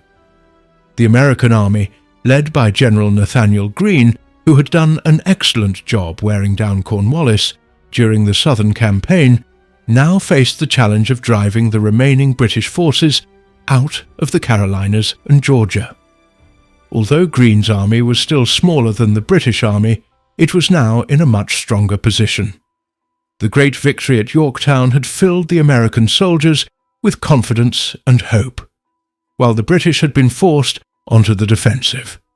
Instead of launching major offensives, the Americans began attacking the remaining British forts and towns one by one. Much of the fighting became a long campaign to remove the last pockets of British control from the south. One of the most famous battles during this period was the Siege of 96, a small but very important British fort in the backcountry of South Carolina. In the month of May, in the year 1781, Greene surrounded the fort and tried to capture it. However, the British defenders, led by Lieutenant Colonel John Cruger, fought with great determination. The siege lasted for many difficult weeks, but Greene was eventually forced to withdraw when a British relief army led by Lord Rawdon arrived. Although this was a tactical defeat for the Americans, it became a strategic success. The British realized that the fort was too isolated and too difficult to defend, so they abandoned it and moved their troops to safer positions closer to the coast. The war in the south continued in this way. Instead of large battles, there were many smaller fights, raids, and skirmishes that slowly weakened British control. The British had once believed that the southern colonies would strongly support the Crown through large numbers of loyalists. Instead, they discovered that many people in the south remained committed to the Patriot cause and refused to give up. The fighting became harsh and exhausting, bringing heavy suffering to soldiers and civilians alike. The last major battle in the South took place at the Battle of Eutaw Springs in South Carolina. There, the British and American armies fought a fierce and bloody battle that ended without a clear winner. Although neither side achieved a decisive victory, the battle did not change the overall situation. News of the British defeat at Yorktown, together with constant American pressure, convinced British leaders that continuing the war in the South was no longer worthwhile. During the month of July, in the year 1782, the British evacuated Savannah. Later, during the month of December in the same year, they also left Charleston. With these evacuations, British occupation of the southern colonies finally came to an end, and the southern campaign was officially over. Historians generally agree that the British withdrawal from the south was not caused by one single battle. Instead, it was the result of a strategic decision made by the British government in London. British leaders had lost the desire to continue the costly war in the American colonies. Rather than ending suddenly, the war in the South slowly came to a close through a series of gradual withdrawals. While the fighting was ending in America, another important struggle was taking place in the city of Paris. This was not a battle, fought with guns and cannons, but with careful negotiation and diplomacy. American representatives now had the difficult task of securing peace and making sure that the independence they had fought for would be officially recognized. The negotiations were extremely complicated because the United States was allied with France, and France was also working closely with Spain. Each nation entered the peace talks with its own goals and interests. Although the war had largely ended, the future of the new American nation had not yet been decided. Everything depended on what would be written and signed in the peace treaty. The American delegation included three remarkable men. Benjamin Franklin led the group with his intelligence, experience, sense of humor, and outstanding diplomatic skills. John Adams brought strong principles, legal knowledge, and determination to protect American interests. John Jay, although quieter than the others, was an exceptionally talented diplomat whose careful thinking became one of the greatest strengths of the American team. Together, these three men carried the hopes of the new nation as they entered the complicated world of European politics. The peace talks became even more difficult because France and Spain did not always share the same goals as the Americans. France wanted the United States to become independent, because this would weaken Great Britain. Its longtime rival, however, the French government also worried that the United States might one day become so powerful that it could threaten French interests. Spain had different concerns. Spanish leaders hoped to recover territories they had previously lost, especially Gibraltar. They also worried that an independent United States might eventually expand westward into lands claimed by Spain. Trying to satisfy all these different interests was extremely difficult. The American negotiators, however, believed they held an important advantage. They knew that Britain desperately wanted to end the war. They also understood that British leaders hoped to weaken the alliance between the United States and France. Believing this gave them greater bargaining power, the American representatives made the bold decision to negotiate directly with the British without first consulting France. This technically violated their alliance agreement with the French, but they believed it offered the best chance of securing favorable terms. Most historians agree that this decision created serious tension between the Americans and the French. It was a risky diplomatic gamble, but in the end it proved successful for the United States. The negotiations lasted for many months and included several difficult disagreements. One major issue involved the Loyalists, the American colonists who had remained loyal to the British Crown throughout the war.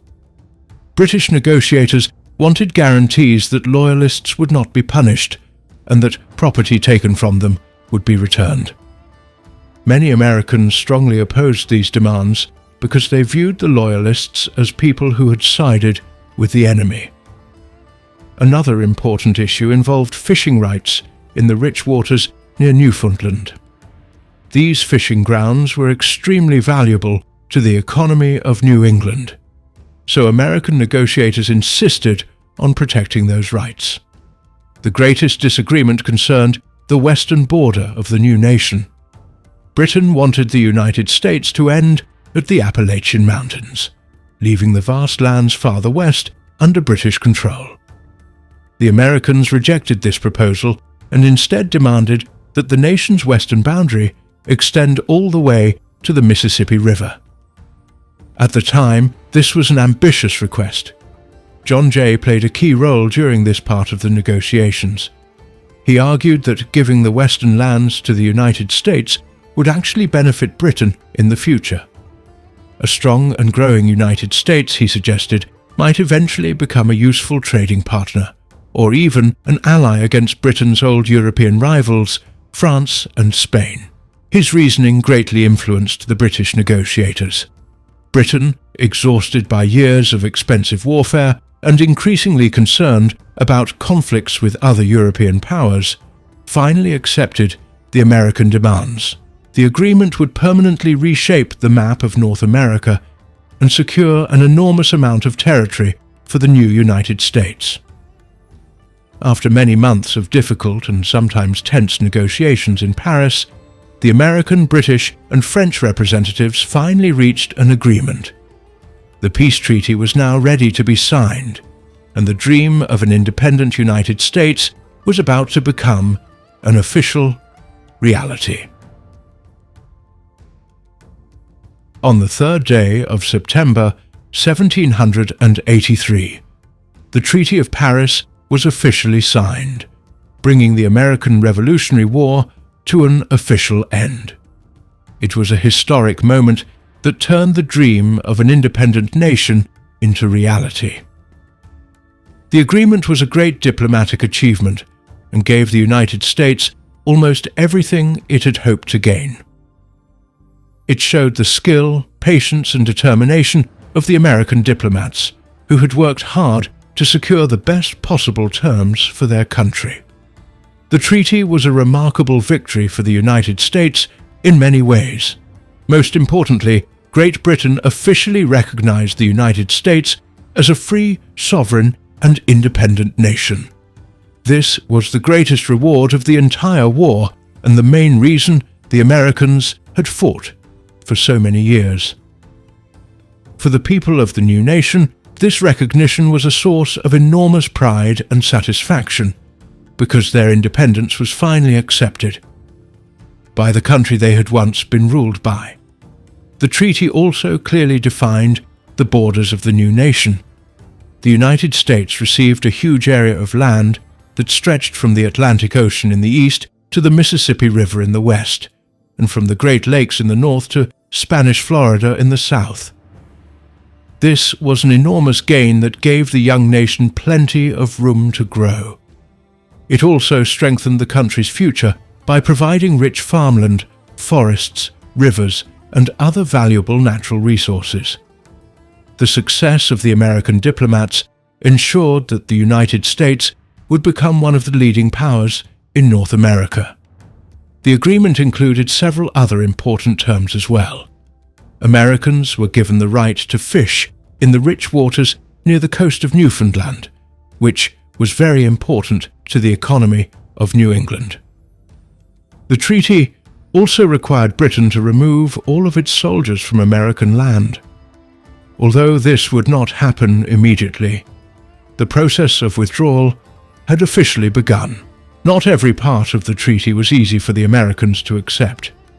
They agreed to recommend that the state governments return the property that had been taken from loyalists, the Americans who had remained faithful to the British Crown during the war. However, many states ignored this recommendation and refused to return the property. The United States also agreed to repay the debts that American citizens had owed to British merchants before the war. This would later become a difficult issue and lead to many disagreements.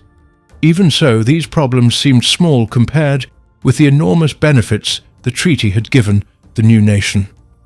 The Treaty of Paris was one of the greatest diplomatic victories in American history. It proved to the world that a government built on the idea that the people should rule themselves could succeed. At the same time, it was a painful defeat for Britain. The British Empire had lost the war, lost its most valuable colonies in North America, and had been forced to recognize the independence of the people it had once dismissed as rebellious colonists and ordinary farmers. When news of the treaty reached the United States, people celebrated with great joy. After many years of fighting, suffering, and sacrifice, the long and bloody war had finally ended. Americans could now focus on the difficult task of building a new government, creating stable laws, and developing a strong and united society. Even though peace had been declared, British troops were still stationed in several American cities. The treaty required them to leave, but everyone knew that the withdrawal would take time. The Continental Army patiently waited for the day when every British soldier would finally leave American soil. The last chapter of the American Revolution would not be decided by another battle. Instead, it would end with a peaceful march that symbolized the end of British rule and the beginning of a new era of independence. The signing of the treaty was a time of celebration, but it was also a time of uncertainty. The Americans had won their freedom, but the work ahead would not be easy. The new nation faced serious financial problems because the war had left it deeply in debt. Building a successful government, creating a strong economy, and keeping the states united would prove to be challenges almost as difficult as the war itself. The end of the war did not happen all at once. It was a slow process that continued even after the treaty was signed. While diplomats celebrated their success in France, British soldiers still occupied several important American cities. The largest remaining British force was in New York City, and its departure would become one of the most symbolic moments of the entire revolution. The British had controlled New York City for more than 7 years, making it one of their most important military bases in North America. Its return to American control became the final clear sign that the revolution had truly succeeded. People across the country waited eagerly for this historic day. The final British evacuation of New York City took place on the 25th day of November, 1783. The morning was cold and clear, creating a calm and respectful setting for the important event. Under the command of General Sir Guy Carleton, the British soldiers quietly marched through the streets toward the docks. There they boarded their ships and sailed away. The Royal Navy, which had played such a powerful role throughout the war, was finally leaving American waters. As the last British ships disappeared from the harbour, the new American flag, known as the Stars and Stripes, was raised over New York City. It was a powerful symbol that the city now belonged to the United States. Just outside the city, George Washington had been waiting for this very moment. At last, he proudly led the Continental Army into New York in a triumphant march. For Washington, it was a deeply emotional victory. After years of hardship, painful defeats, shortages of supplies, and countless sacrifices, he was finally entering the city not as a defeated commander, but as the leader of a victorious army. The soldiers who had endured so many hardships had achieved the freedom they had fought for, bringing the American Revolution to its final and successful conclusion. The American army, made up of soldiers from the Continental Army and local militia, marched proudly down Broadway with George Washington leading them. Crowds filled the streets, cheering with excitement, while people celebrated with great joy and relief. It was a day that the people of New York, who had endured many years of British occupation, would never forget. Their city was finally free. After entering New York in victory, Washington had one last important duty to perform. In early December of the year 1783, he gathered with his officers at Francis Tavern in New York City to say goodbye. It was a deeply emotional meeting. Many of the officers were moved to tears as Washington thanked them for their years of loyal service. He praised their bravery, their determination, and the sacrifices they had made throughout the long and difficult war.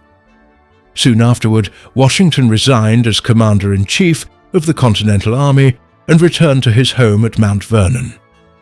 He believed he had fulfilled his duty and wanted nothing more than to return to the peaceful life of a farmer. His decision amazed people around the world. Few military leaders in history had willingly given up so much power. He could easily have made himself a king or ruled as a dictator, but instead he chose to return to private life. Most historians agree that Washington's decision to step down was one of the greatest moments in the founding of the new United States. It showed that the country's leaders believed government should serve the people rather than be controlled by one powerful individual. His actions proved that the American Revolution was not only about defeating Britain, it was also about creating a new kind of nation built on freedom, self-government, and the belief that political power should come from the people. The war had finally ended. The last British soldiers had sailed away, and the Continental Army was disbanded. The United States now stood on its own as an independent nation. Although the fighting was over, an even greater challenge was beginning. The country now had to build a stable government, revive its economy, and unite its people. The future was full of hope, but it was also filled with uncertainty. America was free, yet it still had to discover what kind of nation it would become. Winning independence was only the beginning. Building a successful country proved to be almost as difficult as winning the war itself. The United States faced many serious problems. It owed huge amounts of money because of the war, and its national government was very weak. Under the Articles of Confederation, the states had most of the power, while the central government had very little authority. It often seemed like everyone wanted to make decisions, but no one had enough power to solve the nation's problems. The economy was in terrible condition. Years of war had damaged trade, businesses, and farming. The country had very little money.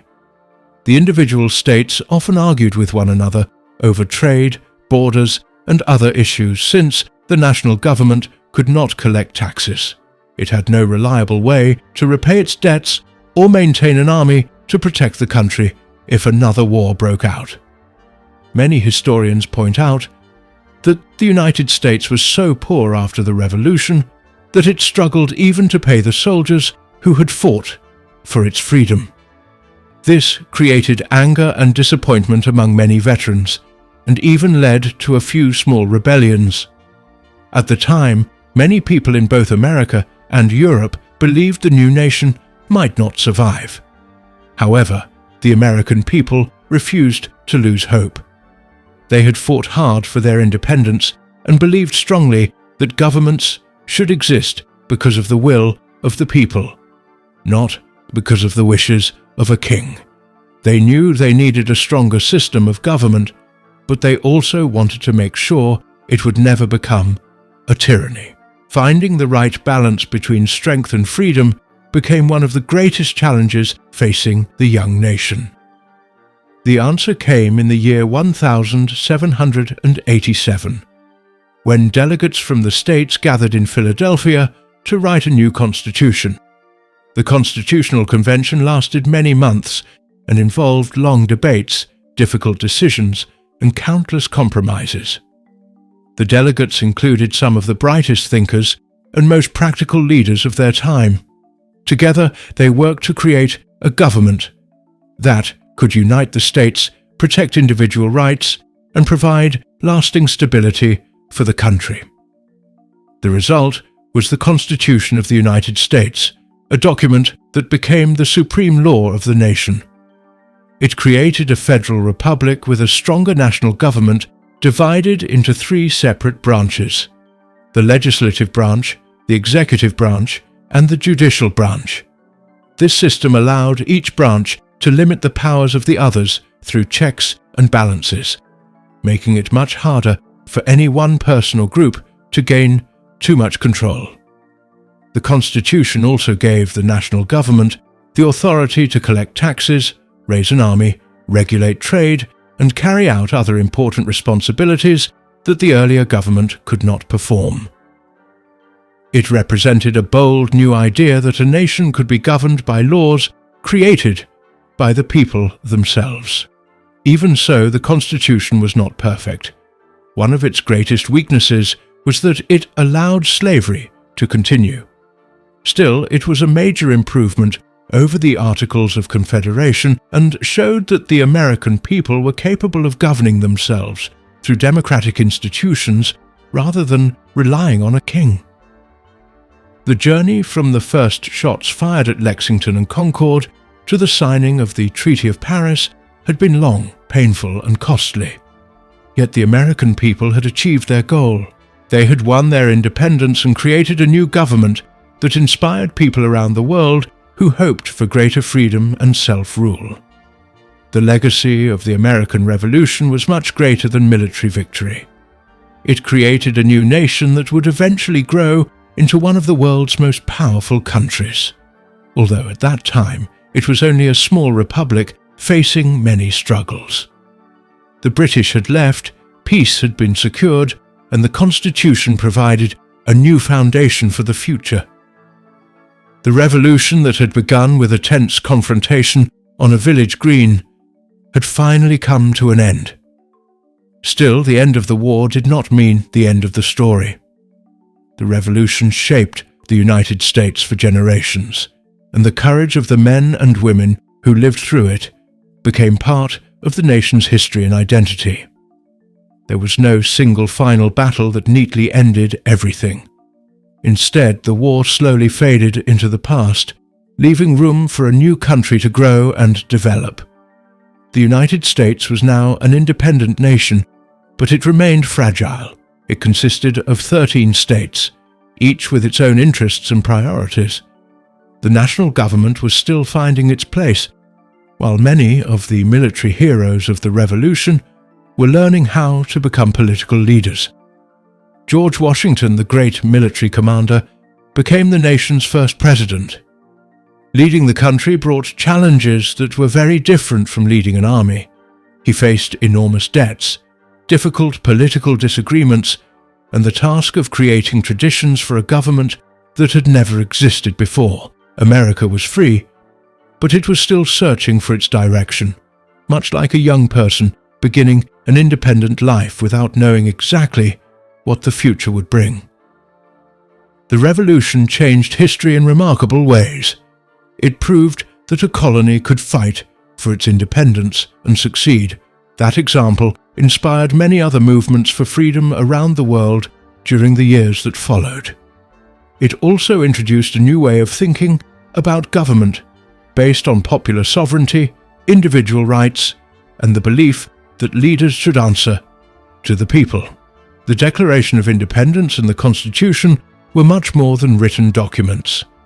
They represented a new vision of government and the relationship between citizens and those who ruled them.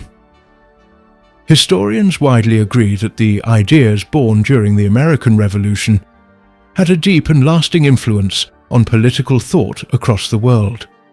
Yet not every problem had been solved. The greatest unresolved issue was slavery. A nation founded on the principles of liberty and equality continued to allow millions of people to remain enslaved. This created a painful contradiction at the heart of the new republic. Historians still debate whether the revolution fulfilled its promises or whether it remained unfinished. The struggle to extend freedom and equality to everyone would continue for many decades, and it would eventually require another devastating war before slavery was finally abolished.